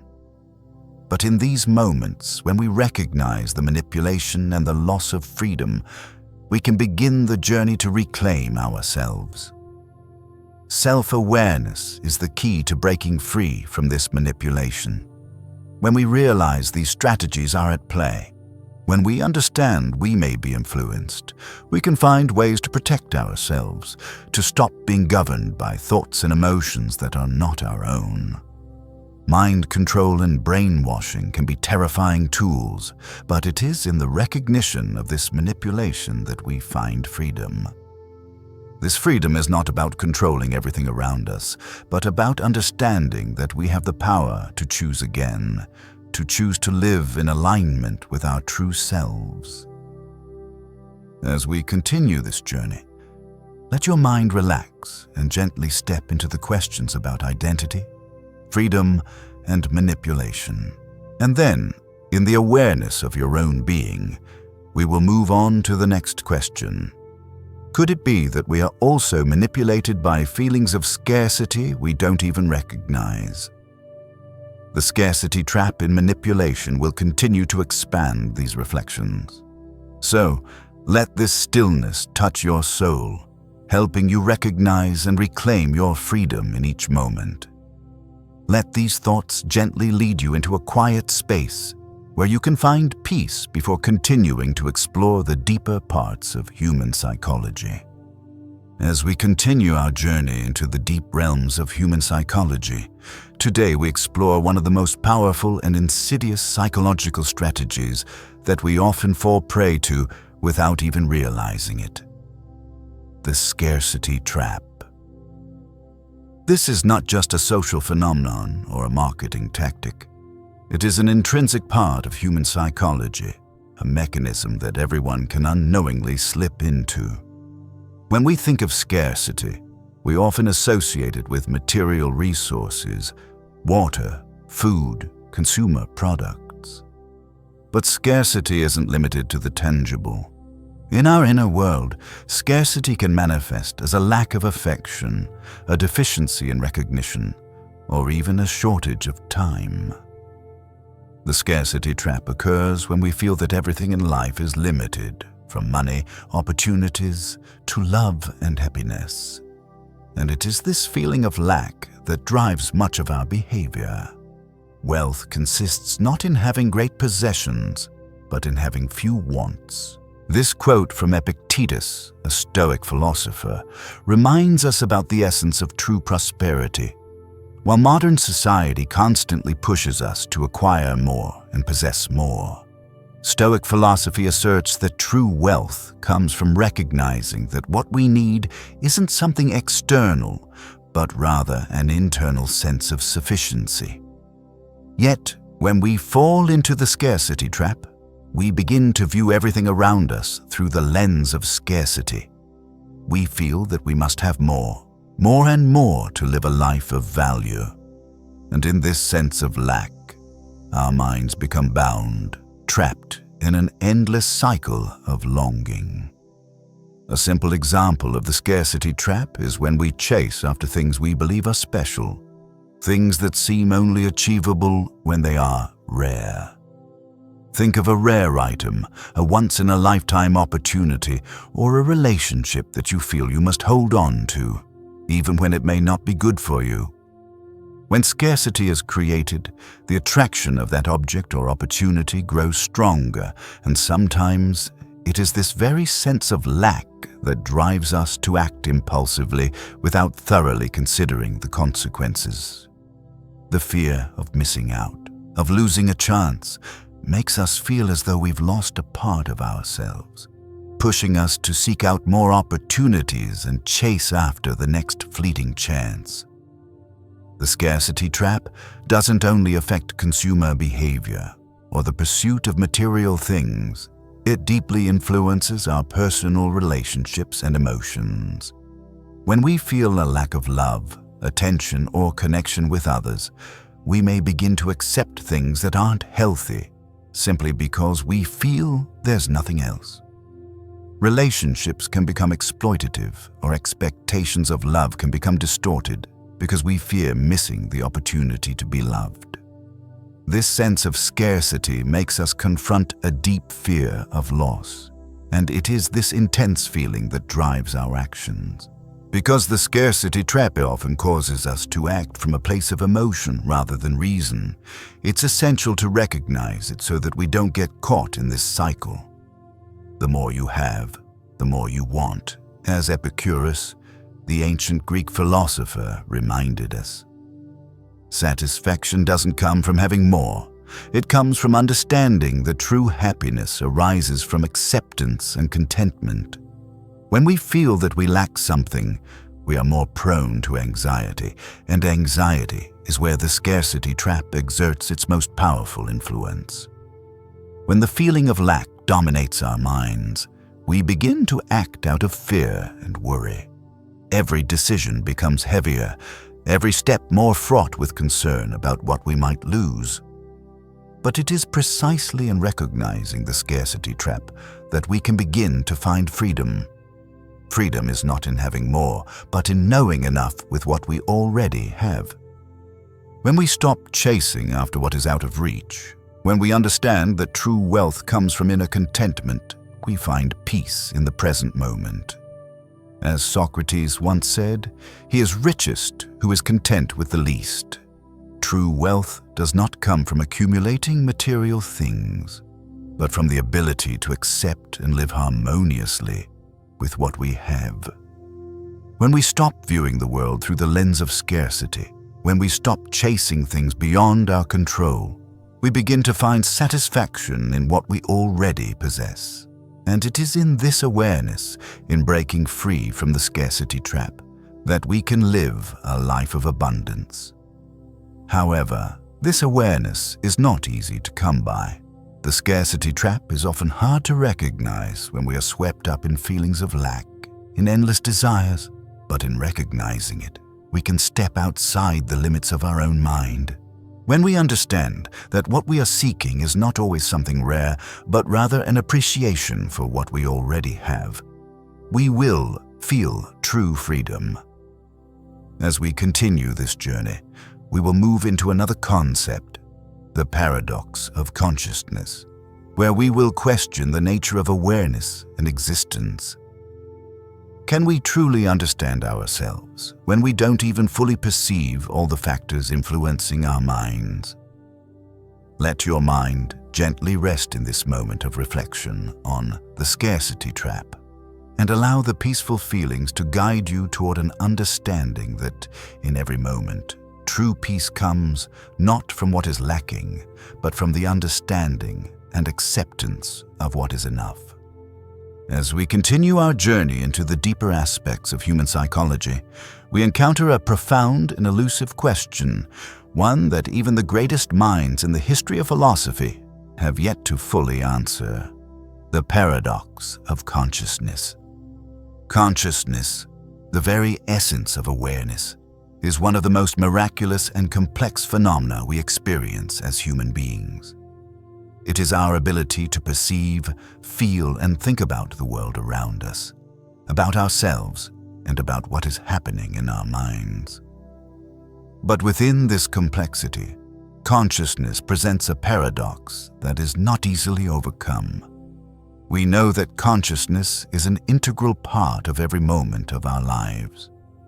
It is the emotions we feel when sitting beside a loved one, the thoughts that arise when gazing at a clear sky on a peaceful morning, or the reasoning that occurs when we face life's challenges.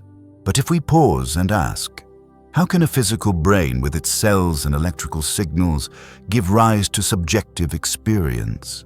How can chemical reactions and neural potentials transform into the vivid perceptions of color, sound, sensation, and emotion we experience every day? I think, therefore I am. René Descartes' famous declaration sparked an ongoing philosophical discussion about the nature of consciousness and existence. But within this statement, Descartes reveals a deep contradiction. If we think, we can be sure of our existence, but the subsequent question is, what exactly is this I? Is the I in Descartes' statement the thinking, perceiving self, an independent entity, or merely a byproduct of the physical processes occurring in the brain?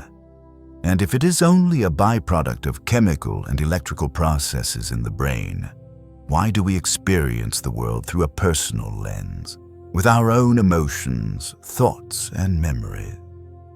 We cannot deny that consciousness is a fundamental part of being human, but when we try to define it, we encounter a paradox we cannot easily overcome.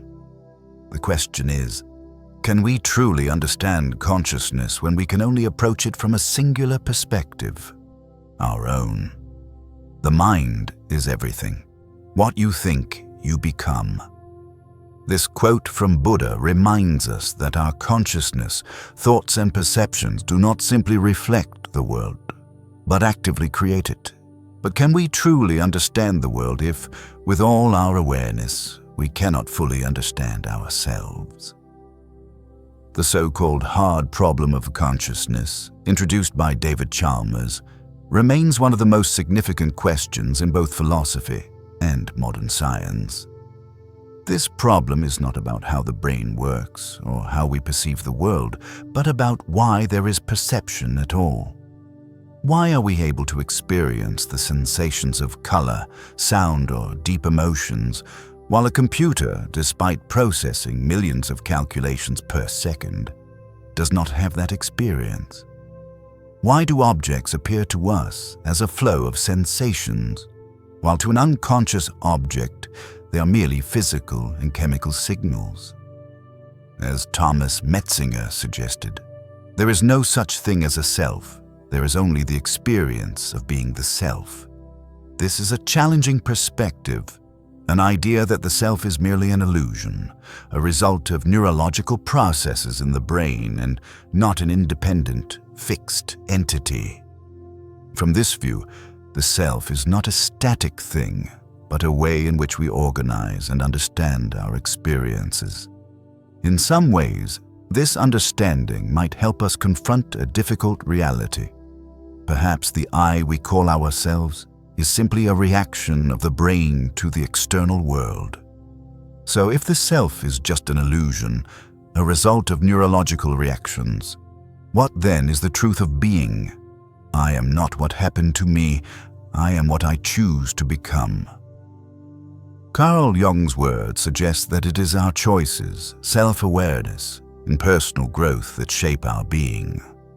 So, could it be that in the understanding that we are not a fixed self, but rather a flow of events and experiences, we can find true freedom? And it is within this paradox, in acknowledging the inherently unstable nature of the self, that we find peace. Consciousness, though it may be an illusion, is an essential part of who we are. It is not a fixed entity, but a continuous process, a connection to the world around us. In every moment of awareness, we create life, we create identity, and we give meaning to ourselves. We may never fully understand the paradox of consciousness, but it is in the realization that we live in a world of questions and uncertainties that we find freedom. And in that freedom, we can find peace and tranquility within our souls. As we continue this journey, the next question opens up a new space for exploration. Can consciousness truly be understood if we do not acknowledge that it is always changing and always influenced by factors beyond our control? Quantum consciousness and the mind will continue to explore the connection between consciousness and the universe, between the self and reality. So, let your mind continue to sink into this stillness and reflect on these questions before you step into the next phase of your journey in exploring the self. Let the awareness of the complexities of the paradox of consciousness help you understand more about yourself, and in that, find peace in every moment. As we continue our journey into the depths of human nature, perception, and truth, one of the greatest philosophical stories from antiquity opens up a new horizon for reflection. This is Plato's allegory of the cave, one of the most powerful metaphors in Western philosophy, used to explore the limitations of human perception and the barriers we create to prevent ourselves from encountering the truth. Imagine for a moment that you are in a dark cave, sitting with others, bound tightly to a chair, unable to move. You and those around you can only see the shadows of objects moving behind a wall. These shadows, although not real, are the only things you know. You live in ambiguity, in a false world, unaware that outside the cave there is a vast, bright world where light reveals the truth. And if someone were fortunate enough to break free from these restraints, step out into the light, they would be confronted with a truth so overwhelming. They may feel pain from the bright light, but they would also realize that the world they had lived in was merely a shadow of reality. They had not been able to perceive anything beyond the darkness. Plato, in his work The Republic, used this imagery to illustrate the difference between the world as we perceive it through our senses and the world as it truly is, one that can only be accessed through intellect and enlightenment. The truth would be literally nothing but the shadows of the images. Plato suggested that the shadows we see in the cave are akin to the ideas or sensations we have about the world, things we think are real, but are merely faint reflections of the truth. And in this moment, a profound question arises. Are the things we perceive truly the truth? Most of us live in our own caves, the beliefs, concepts, and biases we've inherited from society, from family, from the things we hear and see day in and day out. But do we truly see the world as it is? Or are we merely seeing the shadows of a reality we cannot yet touch? Are the things we perceive merely the faint reflections of a truth we have yet to grasp? Plato's story of the cave reminds us that in order to see the truth, we must step beyond the shadows, beyond the illusions we have come to understand. It is a journey from the darkness of ignorance to the light of enlightenment. a journey that requires courage and patience. Indeed, when the first prisoner is freed and steps out of the darkness, the light will be painful. They won't immediately accept the new world, for it is so different from the one they knew. But gradually, as their eyes adjust to the light, they will realize how vast and beautiful the outside world is, and they will never wish to return to the darkness again. So, if the allegory of the cave is a metaphor for enlightenment, the question then becomes, how can we step out of the caves of our own making? Can we break free from the illusions and misconceptions of our own minds to embrace the truth, even if it causes us discomfort and forces us to change everything we thought we knew? The unexamined life is not worth living. Socrates' famous words once again echo in our minds, reminding us of the importance of self-inquiry and the search for truth. We cannot live a truly meaningful life without examining what we believe, without asking ourselves deep questions about what we are pursuing and whether it truly leads us to the enlightenment and peace we seek. Questions about being, existence, life, and death are not easy ones, but it is in confronting them that we find the light. Plato not only wanted us to understand that truth lies beyond what we can perceive with our senses, but also wanted to emphasize that enlightenment is not a destination, but an ongoing journey. Like the prisoner in the cave, we must persevere and be brave enough to step beyond the blindness, to accept the truth, even if it is uncomfortable, even if it completely changes how we see the world.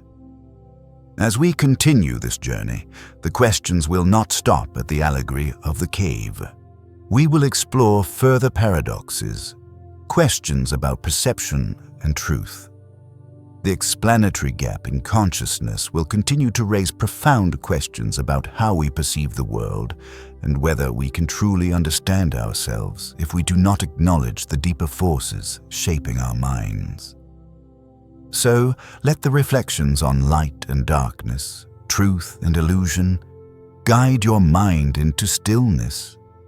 Let the journey of seeking enlightenment continue, so that you can see the truth in every moment, in every step of your life. As we continue our deep exploration of human consciousness and awareness, one of the most profound and challenging questions emerges: the explanatory gap in consciousness. This presents one of the most fundamental and elusive issues in both philosophy and neuroscience. How can physical processes, like the activity in the brain, give rise to the subjective experiences we call consciousness? How do chemical reactions and neural potentials transform into perceptions of color, sound, pain, and even the feeling of self? This question is not easily answered because, despite all our cognitive abilities, we cannot easily explain our own subjective experiences. Every day, we undergo a stream of sensations, thoughts, and experiences. But when we attempt to understand their origins, we encounter an unbridgeable gap. Why is it that when the lights are on, there is this subjective experience of seeing, but when the lights are off, there is no seeing? This is the question posed by David Chalmers, one of the leading philosophers in the field of consciousness, when he explores the issue of awareness. This is the explanatory gap, the gap between the physical processes that can be described and the subjective experience that we perceive. We can understand that the brain is the control center of the body, where neurons send signals and manage all of our activities. However, when we look at these signals, a question arises. How can these signals give rise to a rich inner world where we perceive and understand everything around us? Every object, every phenomenon has a measurable and explainable physical nature. But why is it that only humans, or perhaps a few specific creatures, experience sensations like these, experience consciousness?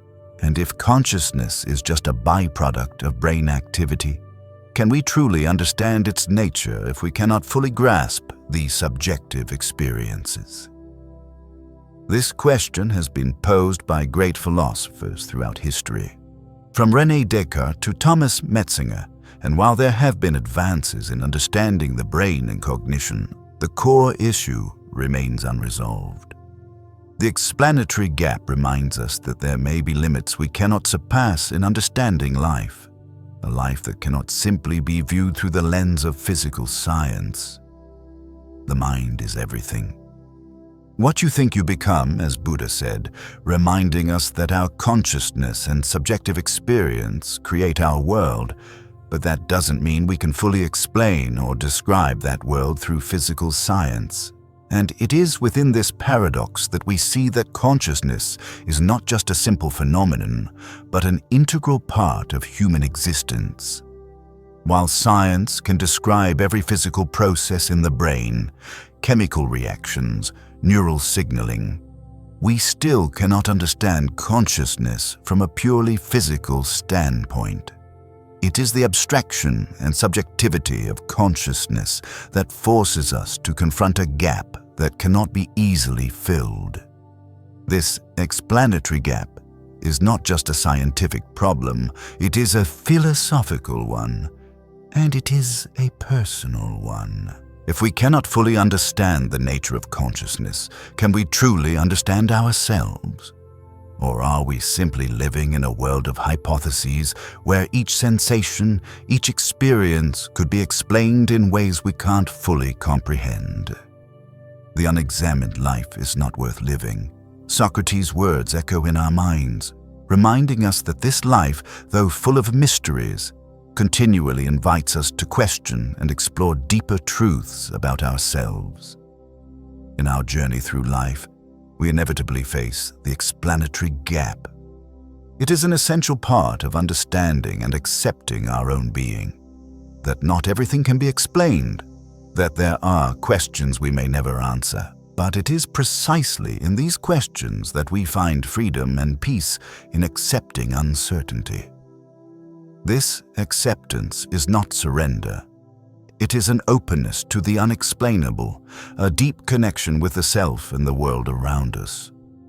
When we no longer force ourselves to find all the answers, when we learn to live with ambiguity and uncertainty, we find serenity and peace within our souls.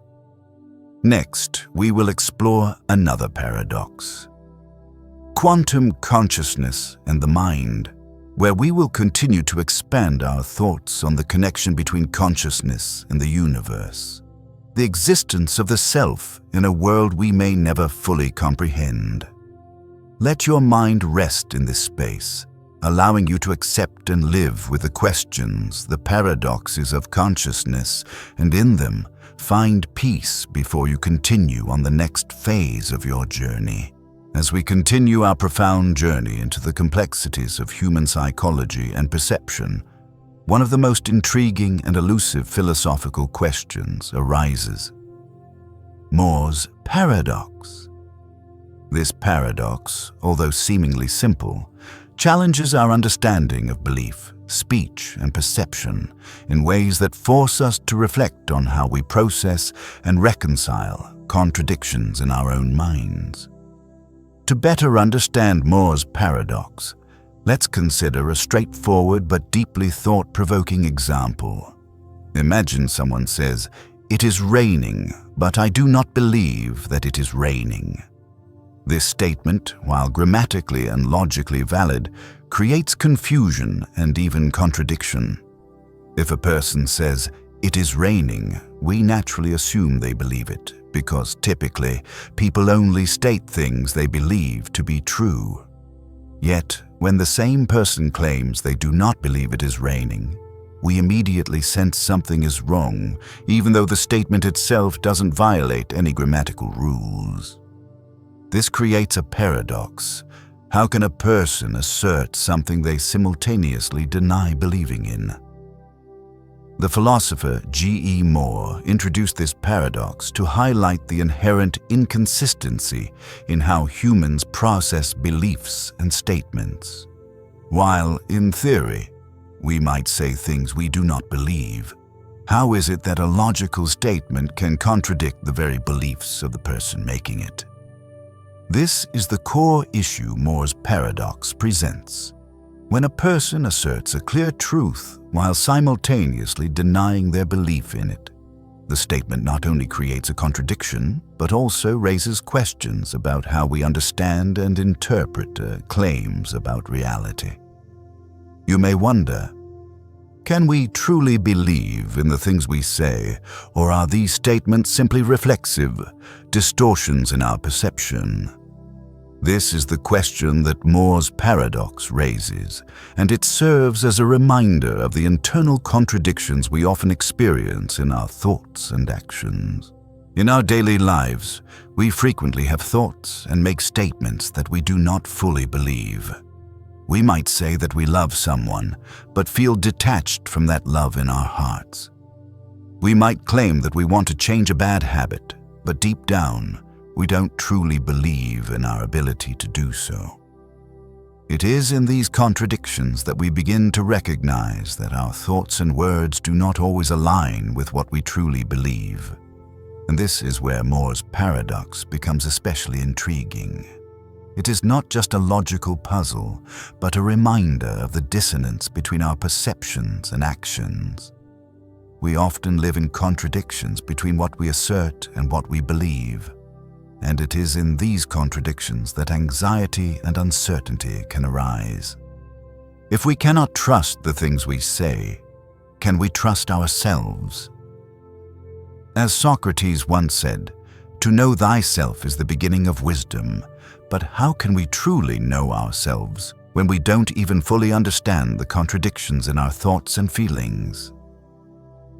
Moore's paradox is not just a philosophical question about logic. It is a lesson in confronting the dissonance within our minds. It invites us to reflect on the nature of belief, perception, and the contradictions that lie hidden in our actions. When we declare something but do not believe in it, do we truly understand what we are experiencing? Can we truly master our minds when contradictions continue to arise between our thoughts and actions? We cannot deny that Moore's paradox reflects an essential part of human cognitive development. It is through these contradictions, these uncertainties, that we find opportunities to re-examine ourselves, to understand ourselves better. And from this understanding, we can develop the ability to self-regulate, to align our thoughts and beliefs, and live a life that is coherent and meaningful. When reflecting on Moore's paradox, we can see that each contradiction in our minds is an opportunity to better understand our true selves, the beliefs we hold, and how we interact with the world around us. And in this understanding, we find freedom in awareness, peace in action, and serenity in acceptance. Next, in this journey, we will continue exploring the ship of Theseus and personal identity, where we will ask questions about personal identity and the changes we undergo in life. Is our identity a fixed entity, or is it an ever-flowing stream of experiences and transformations? So, let your mind drift gently into this space, where questions about perception and self will guide you to recognize the contradictions and growth within your own soul. Let these thoughts lead you softly into peace before you continue stepping into the next phase of your journey. As we continue our deep journey into the complexities of self, change, and the limits of perception, one of the oldest and most challenging questions about personal identity gradually emerges. This is the ship of Theseus, a great paradox explored by philosophers from Heraclitus to John Locke and Immanuel Kant, seeking to understand the nature of change and continuity in human identity. This story, with its simplicity, opens up profound layers of understanding about the self and the changes we undergo throughout life. The ship of Theseus is a classic example in philosophy, questioning the problem of identity and change. Imagine that the ship of Theseus, a great hero in Greek mythology, after prolonged use, starts to have its parts replaced one by one. Each plank of wood is replaced, and each sail is renewed. Over time, every part of the ship is replaced with new ones. The question then arises, is this still the ship of Theseus? Has its identity been lost through these changes, or does it retain itself, even though it has been completely altered in material form? You may have asked yourself, are we fixed entities, or are we a continuous series of changes that we only perceive through each passing moment? This question is not just about the ship, but about us, humans, creatures who are in a constant state of change over time. Every day, every hour, we change. Our cells die and are replaced by new ones. Every thought, every feeling, every decision marks an alteration of our being. But are we still the same person when every part of us changes, when every experience impacts who we are? You can never step into the same river twice. Heraclitus's famous quote about the perpetual change of everything in the universe serves as a reminder of the ever-changing nature of life. Every moment that passes is a transformation. Nothing remains in its previous state. It is in this change that we find growth, development, but also a sense of anxiety. Does this change cause us to lose our identity?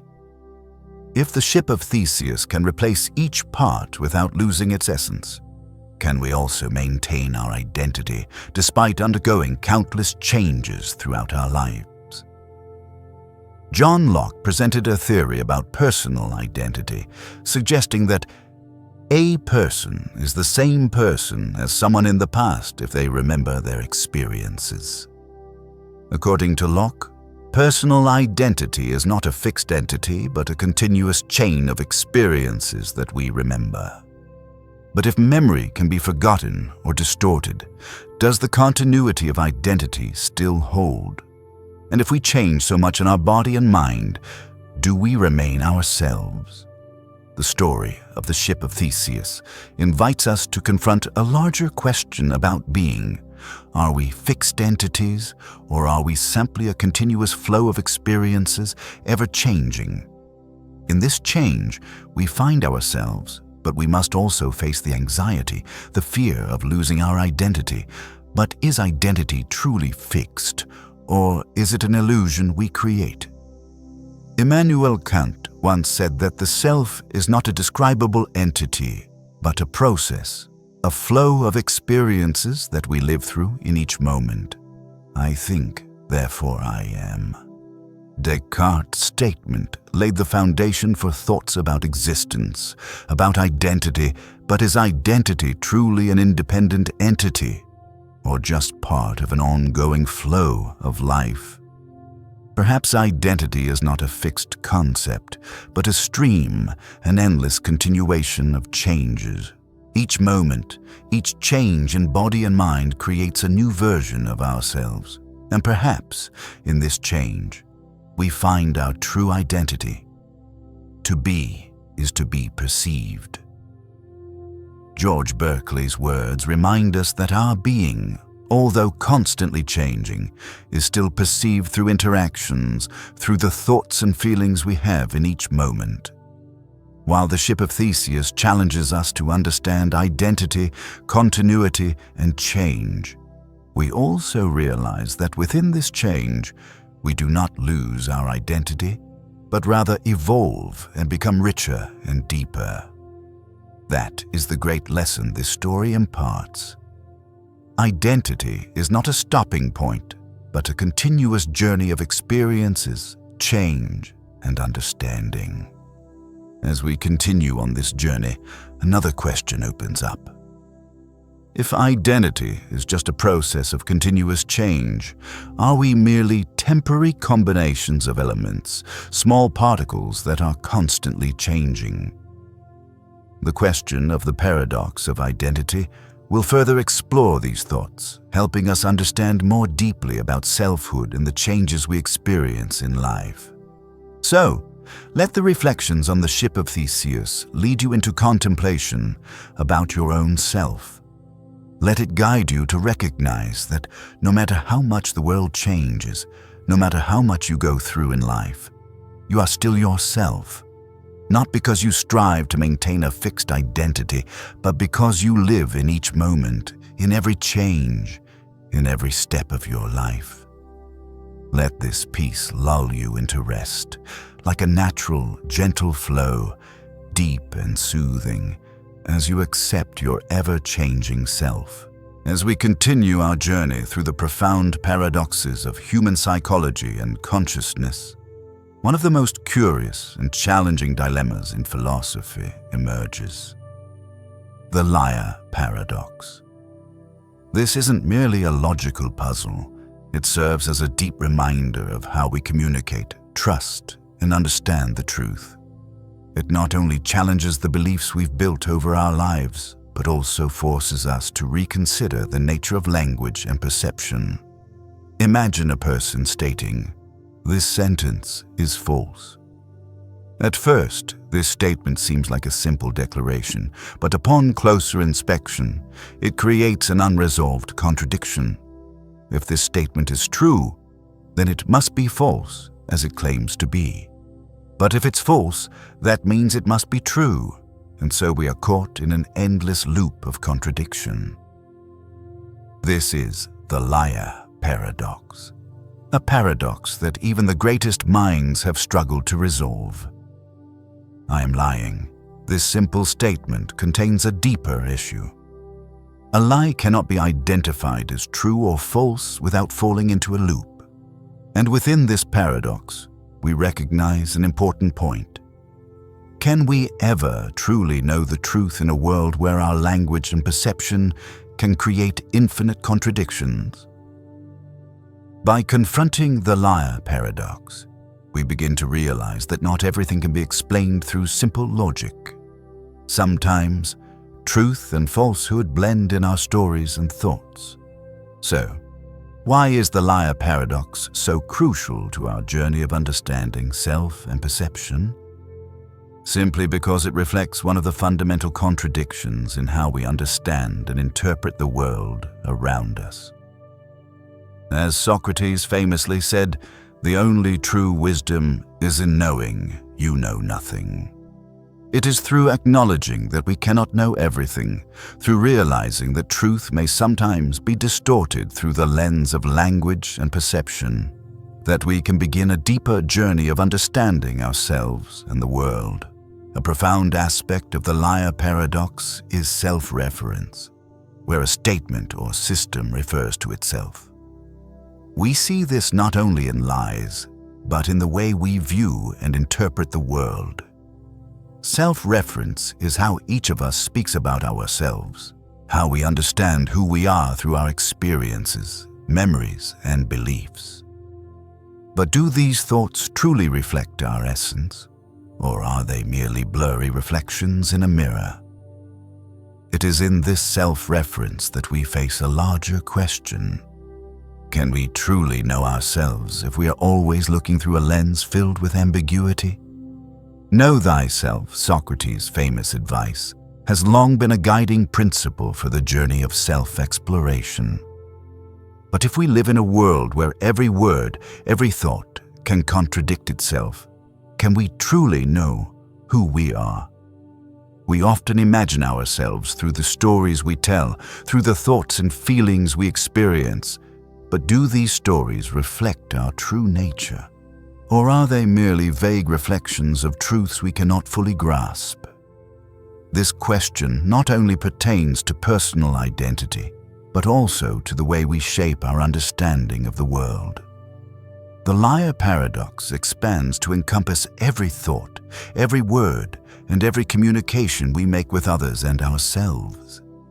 It reminds us that in each statement, in each declaration, there may be an inherent contradiction, a trap that we may unknowingly fall into. This self-reference in the journey of self-discovery may lead us to dialogues without end, where we continually question ourselves but can never find a final answer. The liar paradox is not just a logical puzzle. It is a lesson in perception and self-awareness. It is a reminder that every thought, every statement, and every word we speak carries with it an element of contradiction, a complexity that we sometimes fail to recognize. And it is in confronting these contradictions that we can truly understand the truth about ourselves, about what we truly believe. To break free from the cycle of the liar paradox, we need to reassess how we speak about ourselves, how we self-reference our thoughts and beliefs. Can we break free from these contradictory thoughts to find clearer self-awareness? Or will we continue to live in the spirals of the stories we create for ourselves? In this journey, we are not only exploring a philosophical paradox, but also confronting our very selves, the truth and the falsehood, the perception and the ambiguity. And when we begin to acknowledge these contradictions, we can find peace in accepting that there are things in life we cannot explain, that truth can shift, and that we too can change in every moment, every thought. As we continue on this journey, another question will emerge. The paradox of consciousness. How can we truly perceive the world when our very perception is filled with contradictions and illusions? Can we really understand ourselves in a world full of imperfect reflections? So, let your mind settle into this space of reflection on the liar paradox. Let the questions about perception and self guide you into a tranquil place where you can find peace in the uncertainty, in the understanding that there are things in life that we cannot explain.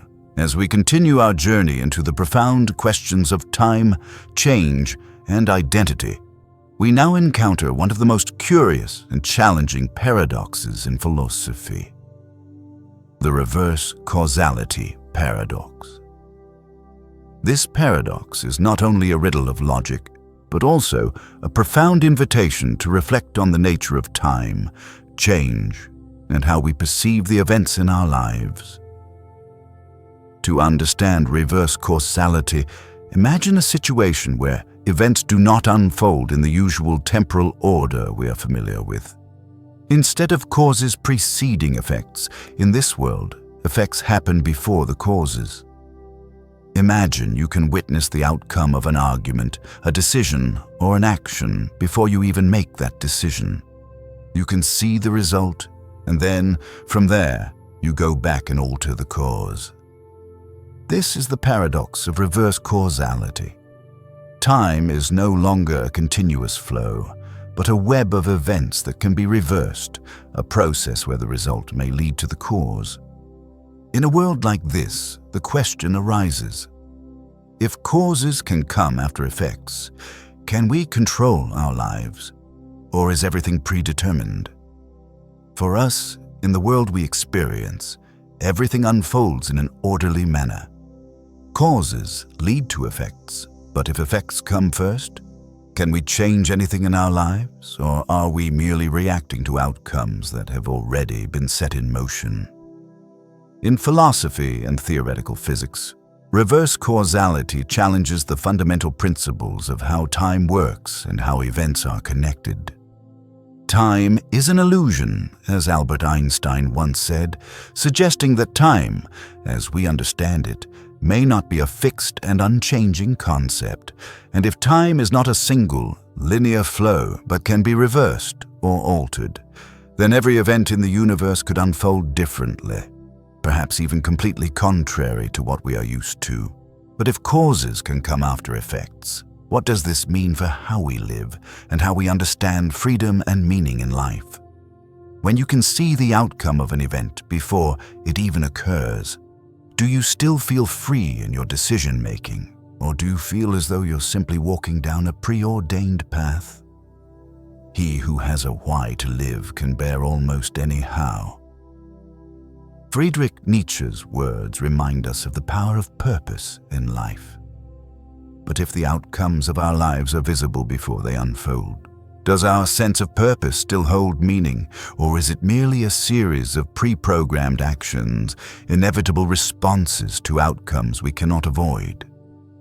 The contradiction within reverse causality not only makes us question our capacity for free will, but also poses a significant question about the nature of freedom itself. In a world where outcomes might precede causes, does freedom still exist? Can we change the future, or are all our actions merely the result of events we are not yet aware of? When we look at life from this perspective, we begin to realize that reverse causality reflects one of the greatest contradictions in our quest for truth and freedom. If outcomes always precede causes, can we change the past, or are we only able to accept a predetermined future? And could it be that our freedom is an illusion, a part of the shadows we imagine in a world that is constantly changing? In a deeper sense, reverse causality also invites us to reflect on the nature of time and change in our lives. Every decision we make, every step we take, could lead to outcomes we cannot foresee, outcomes we cannot change once they have happened. And it is precisely in this inevitability that we find something miraculous. Although we cannot control everything, we can still live with the decisions we make, and in each moment find freedom in how we react to the events that unfold. The question of reverse causality is not one that can be easily answered. It is a reminder of the complexity of time and life, that we cannot simply grasp everything, and sometimes it is within the ambiguity and uncertainty that we find peace.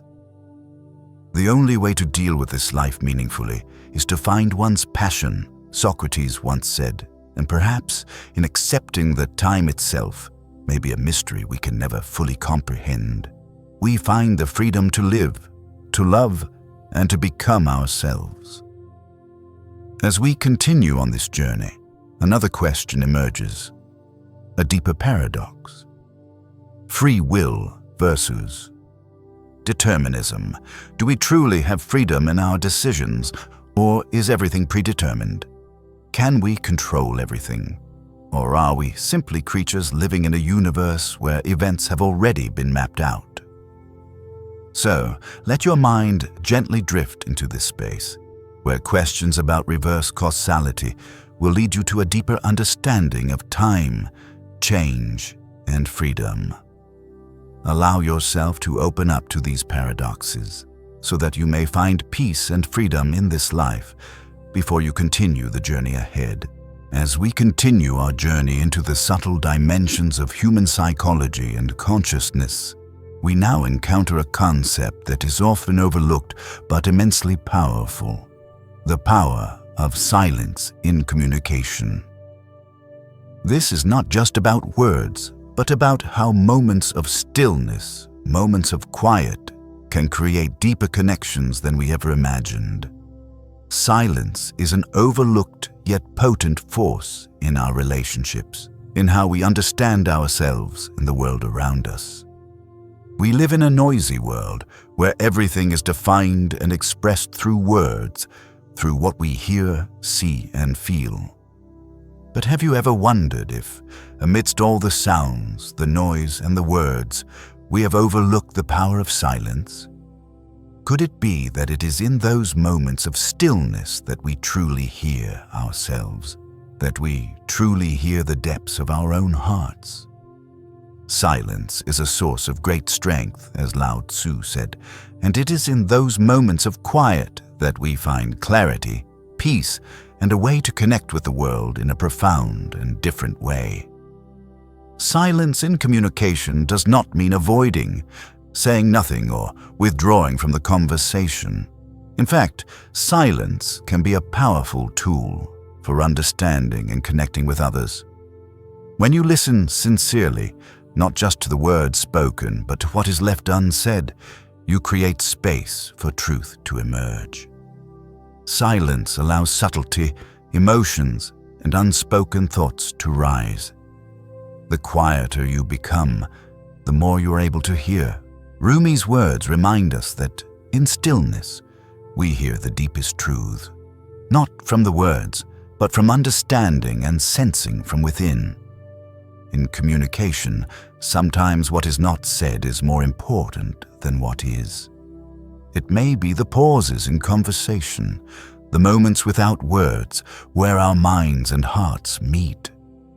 Those silences create a safe space where we don't need to speak much to understand each other. It's where we can truly feel the other person, where harmony doesn't need to be expressed in words but through feelings, glances, and gentle gestures. Sometimes, the most important thing in a conversation is simply listening. Mark Goulston's words highlight the tremendous power of listening in silence.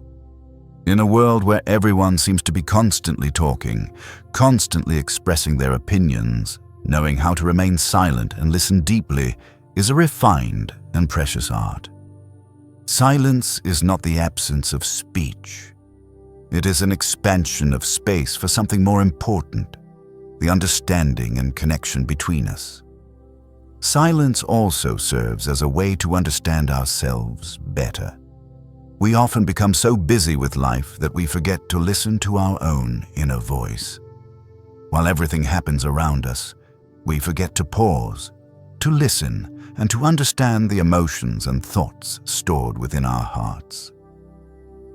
In the silence of the heart, you will hear the deepest truths about yourself, as Rainer Maria Rilke wrote. This is the power of silence. When we allow ourselves to sit still in quietness, to feel what truly matters to us.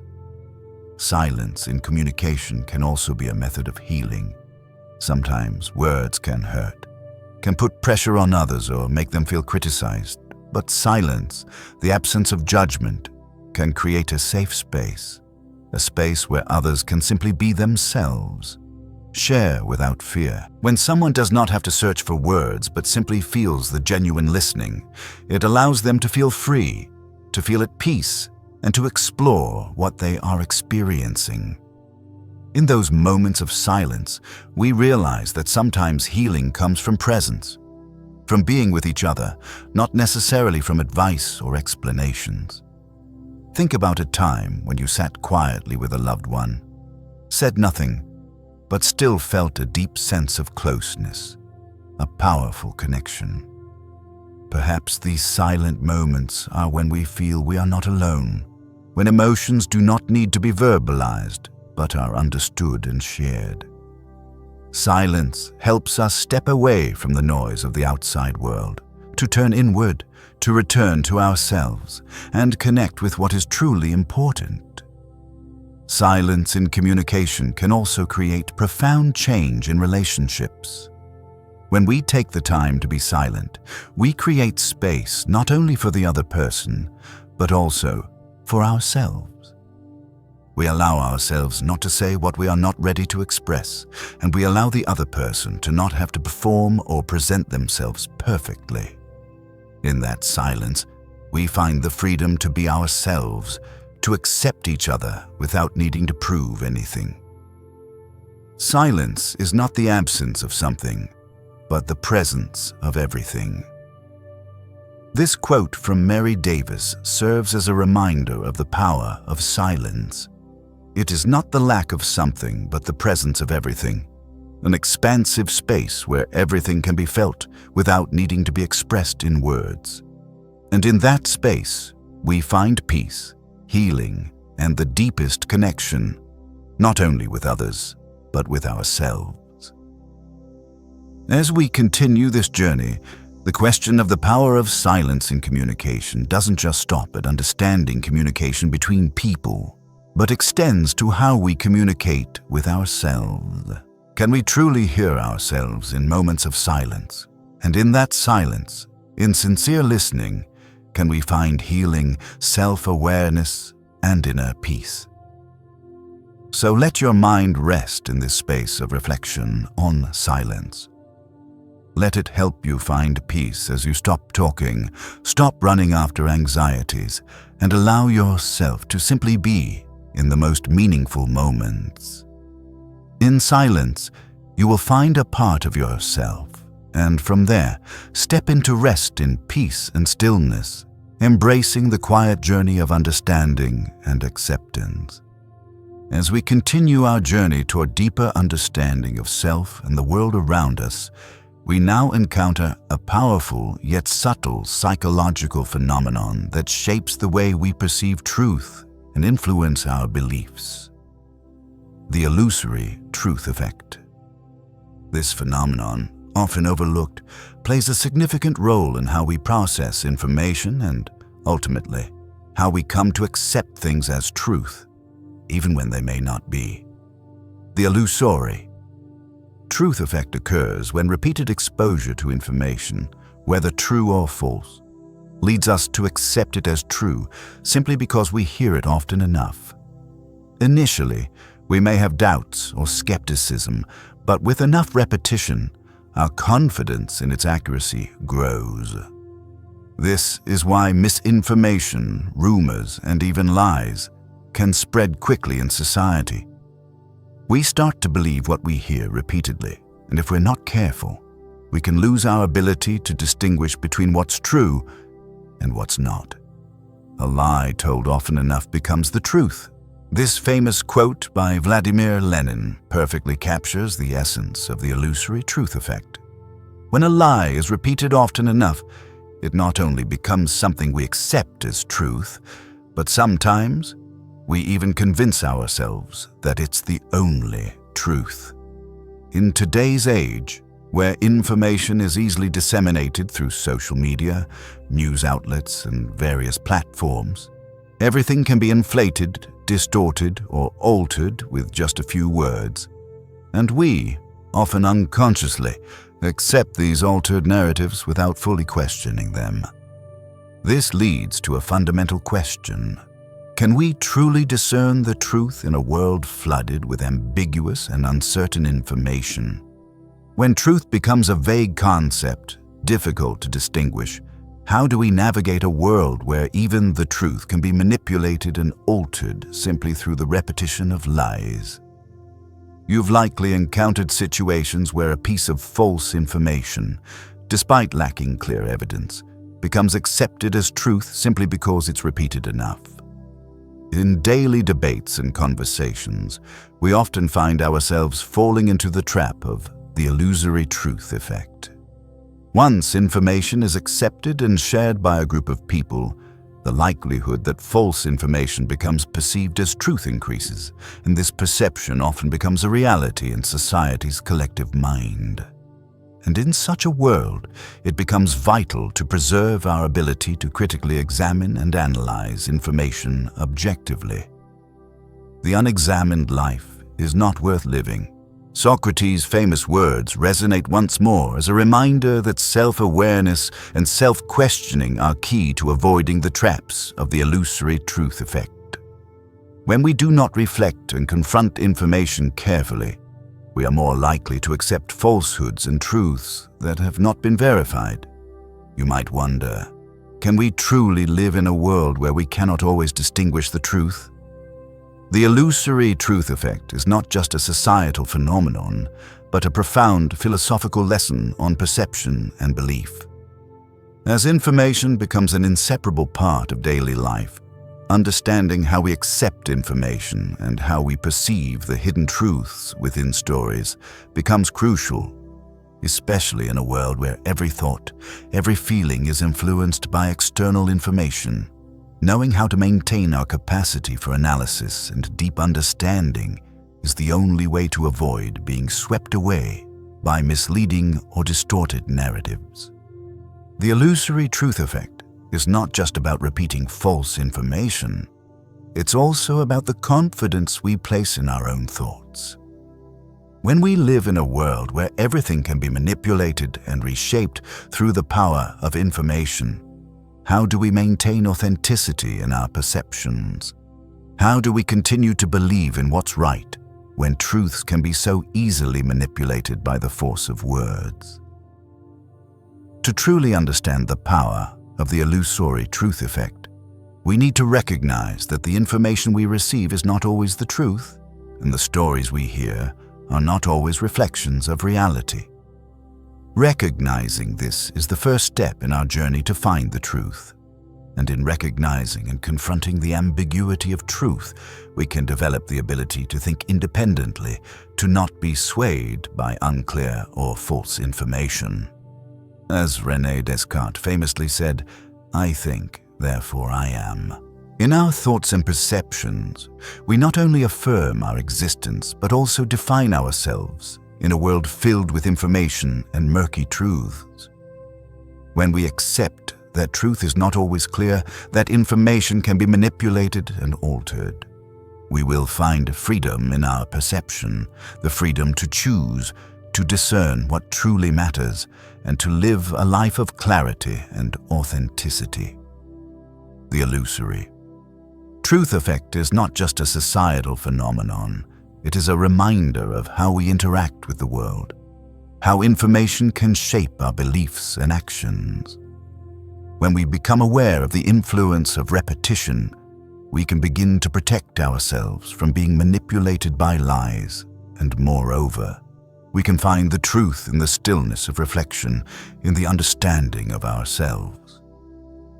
As we continue on this journey, the next question opens up.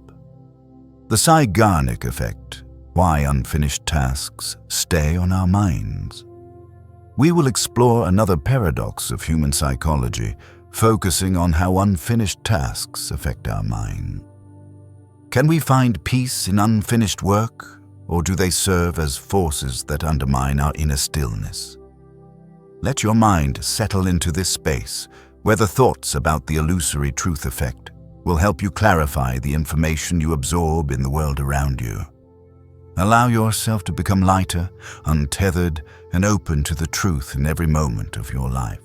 As we continue our journey of exploring the profound aspects of human psychology and perception, we encounter a curious and powerful psychological phenomenon: the Zeigarnik effect.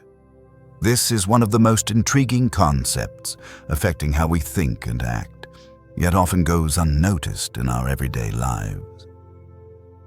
The Zeigarnik effect describes the mental obsession we experience when a task is incomplete or a goal remains unachieved. It causes us to be unable to escape the restlessness and anxiety of unfinished business, which often keeps us from fully engaging with the present moment. Yet, in these suspended moments, we may discover deeper insights about ourselves and the world around us. Imagine a familiar scenario in life. You are working on a task, but a critical job remains undone.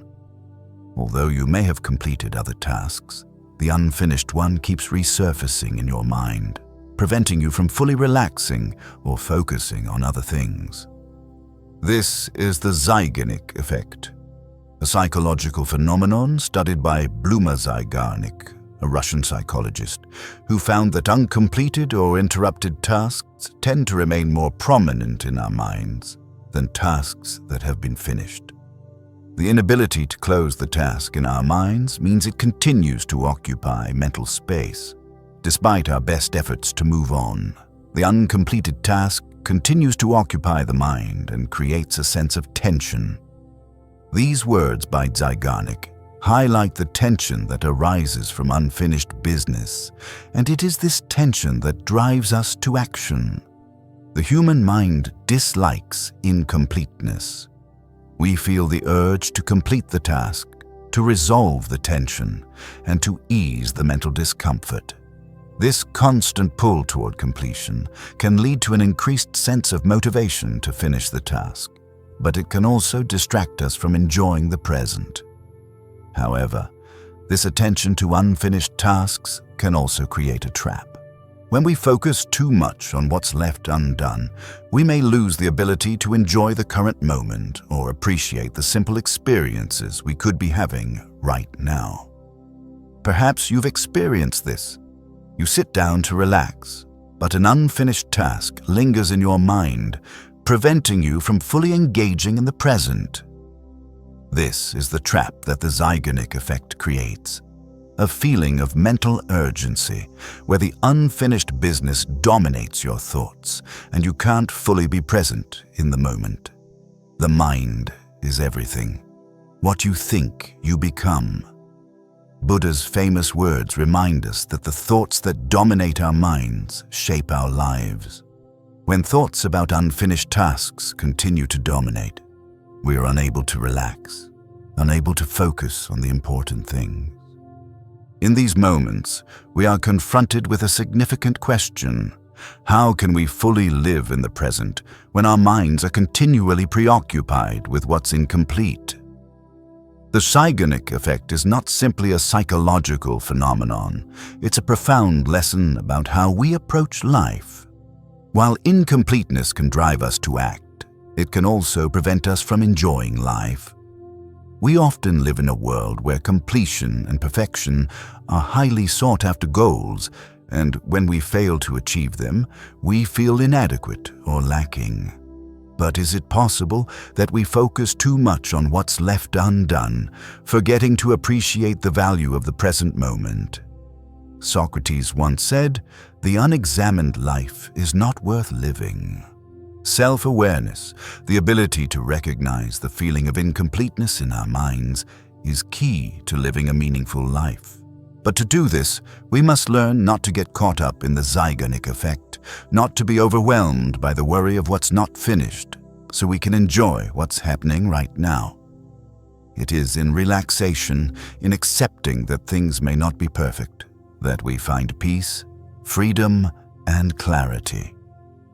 An important aspect of the Zeigarnik effect is the ability to recognize the feeling of incompleteness. When you realize that this feeling is not a negative force, but rather a drive, you can transform it into motivation to finish the task. At the same time, you must also learn not to let it dominate your mind, not to let what's unfinished prevent you from living in the present, in the moments where you can find peace and freedom. Certainly, in life, there are many things we haven't completed, many goals that remain unfinished. But it is through this awareness that we find peace. To be is to be perceived, as George Berkeley said, and the awareness of unfinished tasks and uncompleted things is part of life we must accept. When we come to terms with this, we can live more fully, accepting imperfection and finding peace in every moment. As we continue this journey, the next question will arise: the paradox of consciousness. Can we perceive the world if our own perception is full of contradictions and illusions? Can we truly understand ourselves in a world full of imperfect reflections? Let your mind gently rest in this space, where the thoughts about the Zeigarnik effect will lead you into a deeper understanding of time, change, and freedom. Allow yourself to open up to these paradoxes, so that you may find peace and freedom in this life before continuing the journey ahead.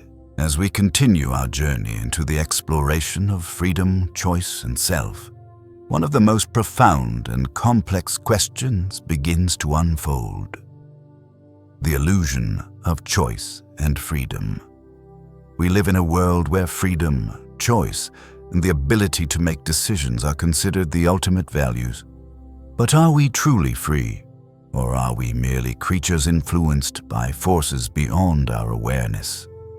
Do our choices really belong to us, or are they merely the result of factors we cannot control?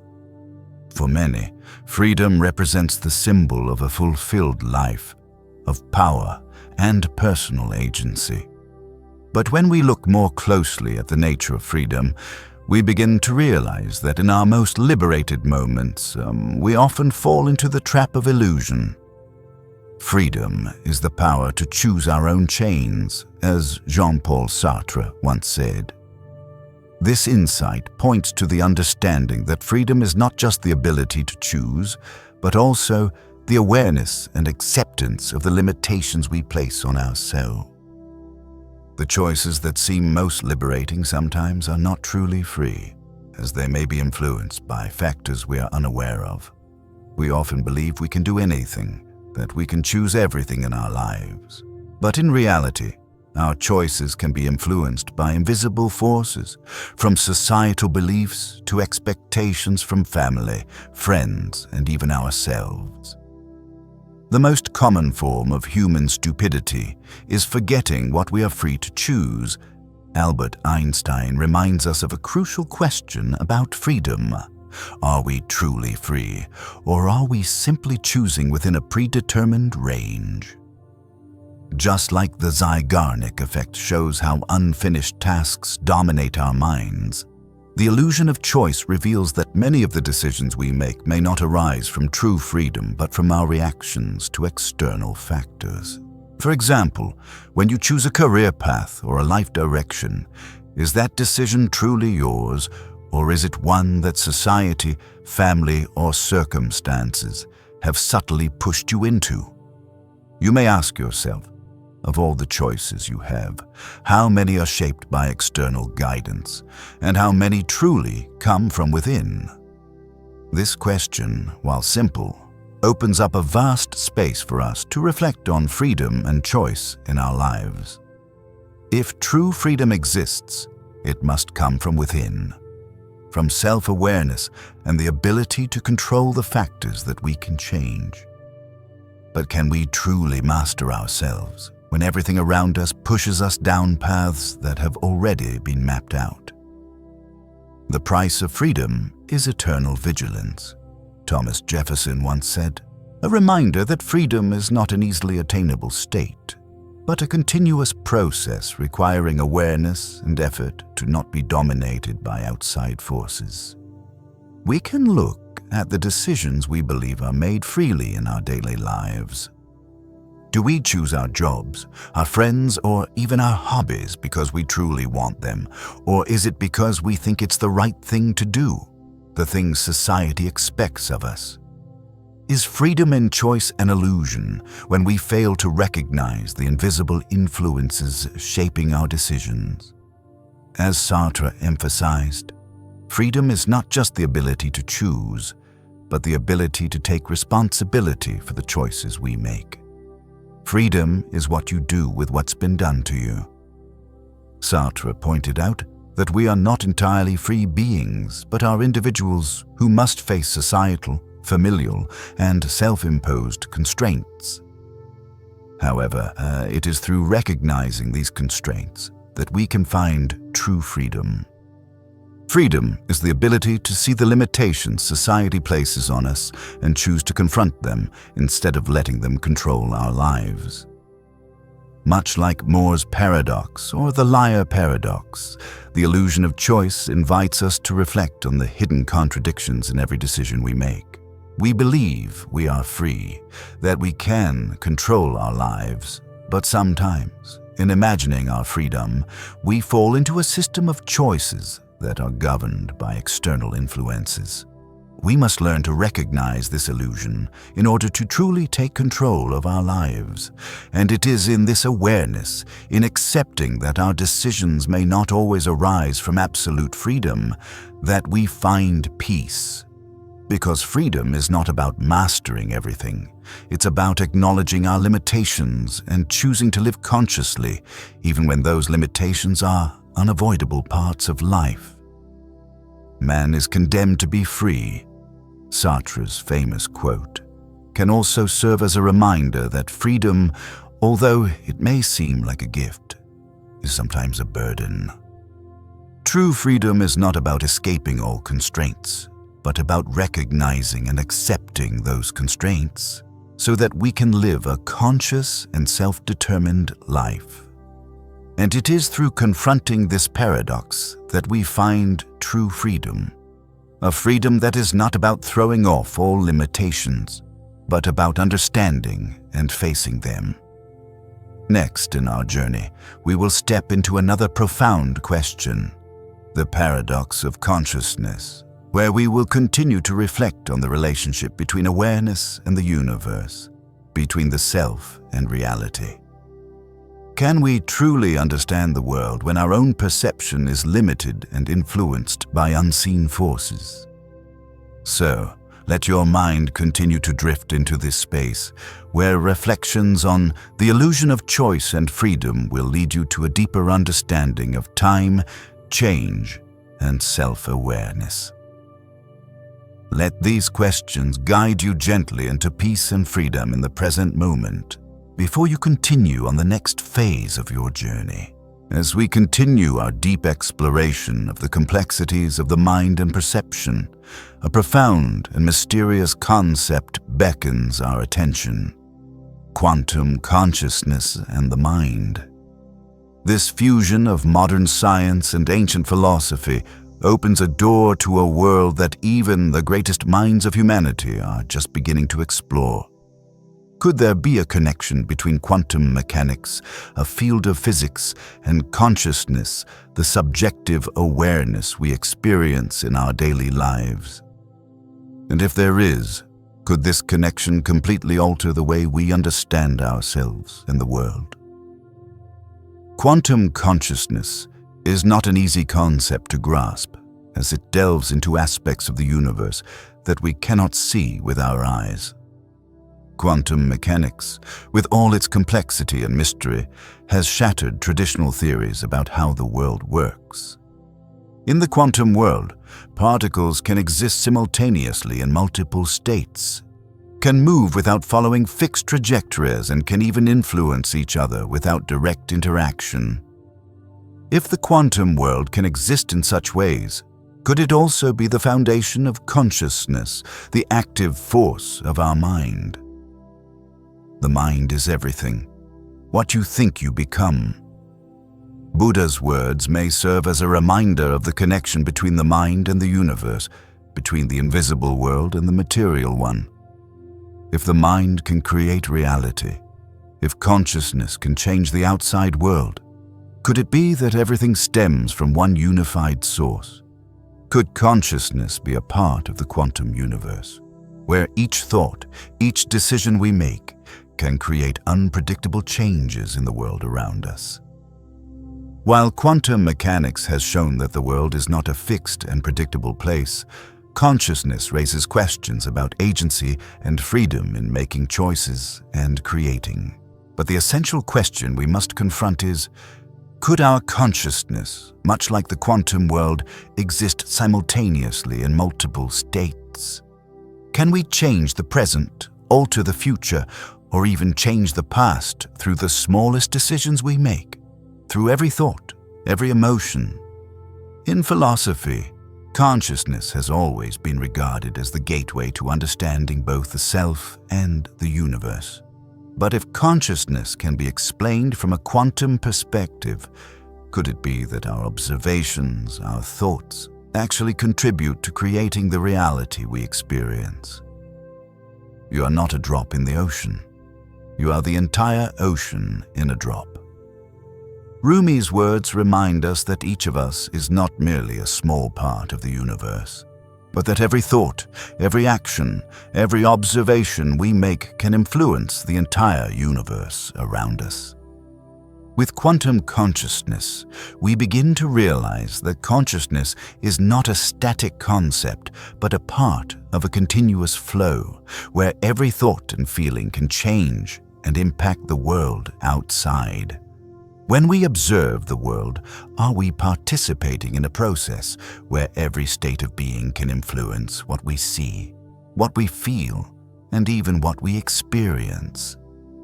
When we step into the world of quantum consciousness, perhaps we are not just observing, but also creating the world we see. But as the quantum world is full of paradoxes and unpredictability, can we, with our capacity for perception, truly grasp the essence of consciousness? The only true wisdom is in knowing you know nothing.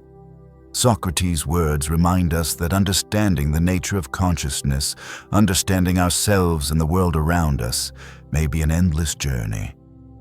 It is in this not knowing, in the ambiguity and uncertainty of life, that we find wisdom and freedom to continue exploring. The question of quantum consciousness does not merely stop at understanding the nature of consciousness, but extends into profound questions about freedom and control. When a quantum particle can exist in many states at once, when a thought can change reality, can we truly control everything in our lives? Or is it in our lack of control that we find freedom, creativity, and the ability to change the world around us? The combination of quantum mechanics and consciousness opens an unlimited space where we no longer see the world only through the rigid laws of physics, but through the infinite possibilities we can create with our own consciousness. When we understand that every thought and action of ours can create unpredictable changes, it is in this awareness that we find true freedom. Freedom not in controlling everything, but in understanding that we can change ourselves, change the world in which we live. As Albert Einstein once said, "The true sign of intelligence is not knowledge, but imagination." In our capacity for imagination, in our ability to foresee the impossible, we open a new world, a space where quantum consciousness can truly become a part of our lives. Every thought, every action of ours is not just a reaction to the world, but the creation of a new world, a world built from our own awareness. As we continue on this journey, another question arises. The ship of Theseus and personal identity. Is personal identity really a fixed entity? Or is it merely an ongoing stream of changes, a continuous flow of states and experiences? Could there be a quantum shift in each person's identity, a complete transformation of awareness and selfhood in a single moment? So, let your mind continue to flow with reflections on quantum consciousness, so that you can become aware of the infinite possibilities in each thought, in each action of yours. Let each moment help you step into peace, into the understanding of the miraculous world around you. As we come to the end of this profound journey into the depths of the human mind and perception, a final question emerges, one that is both deep and weighty. What is the future of philosophy and psychology? The questions about identity, consciousness, change, and freedom that we have explored in the previous sections are not merely pieces of daily life. They are part of an ongoing journey of humanity's quest to understand itself and the world. So, in a world that is constantly changing, how will philosophy and psychology continue to evolve? And can they help us answer the grand questions about identity and existence? Throughout history, philosophy has been the foundation for deep thoughts about humanity and the world around us. Great philosophers like Socrates, Plato, Descartes, Kant, and Nietzsche have posed questions that continue to drive us to think. Philosophy is not only about seeking an understanding of existence, but also delving into the nature of morality, beauty, and evil, as well as freedom, power, and responsibility. However, in the modern world, philosophy has transformed from a purely theoretical discipline into a practical tool to solve the real-world problems we face. Philosophical questions continue to inspire creativity and innovation, from questions about personal identity and freedom to our understanding of both the material and immaterial world. We can see that philosophy and psychology are increasingly converging with other fields of science. As technology advances, as artificial intelligence and neuroscience provide new tools for understanding the brain and consciousness, philosophy and psychology are also combining with these scientific fields to propose new theories about human cognition and psychological development. The unexamined life is not worth living. Socrates' famous words have long served as a guiding principle for self-exploration. But in the modern world, this journey is no longer simply about seeking answers. It is a blending of science and philosophy, theory and practice. Psychology no longer only studies human behavior, but helps us understand the factors that influence behavior, from biological elements to social, cultural, and psychological influences.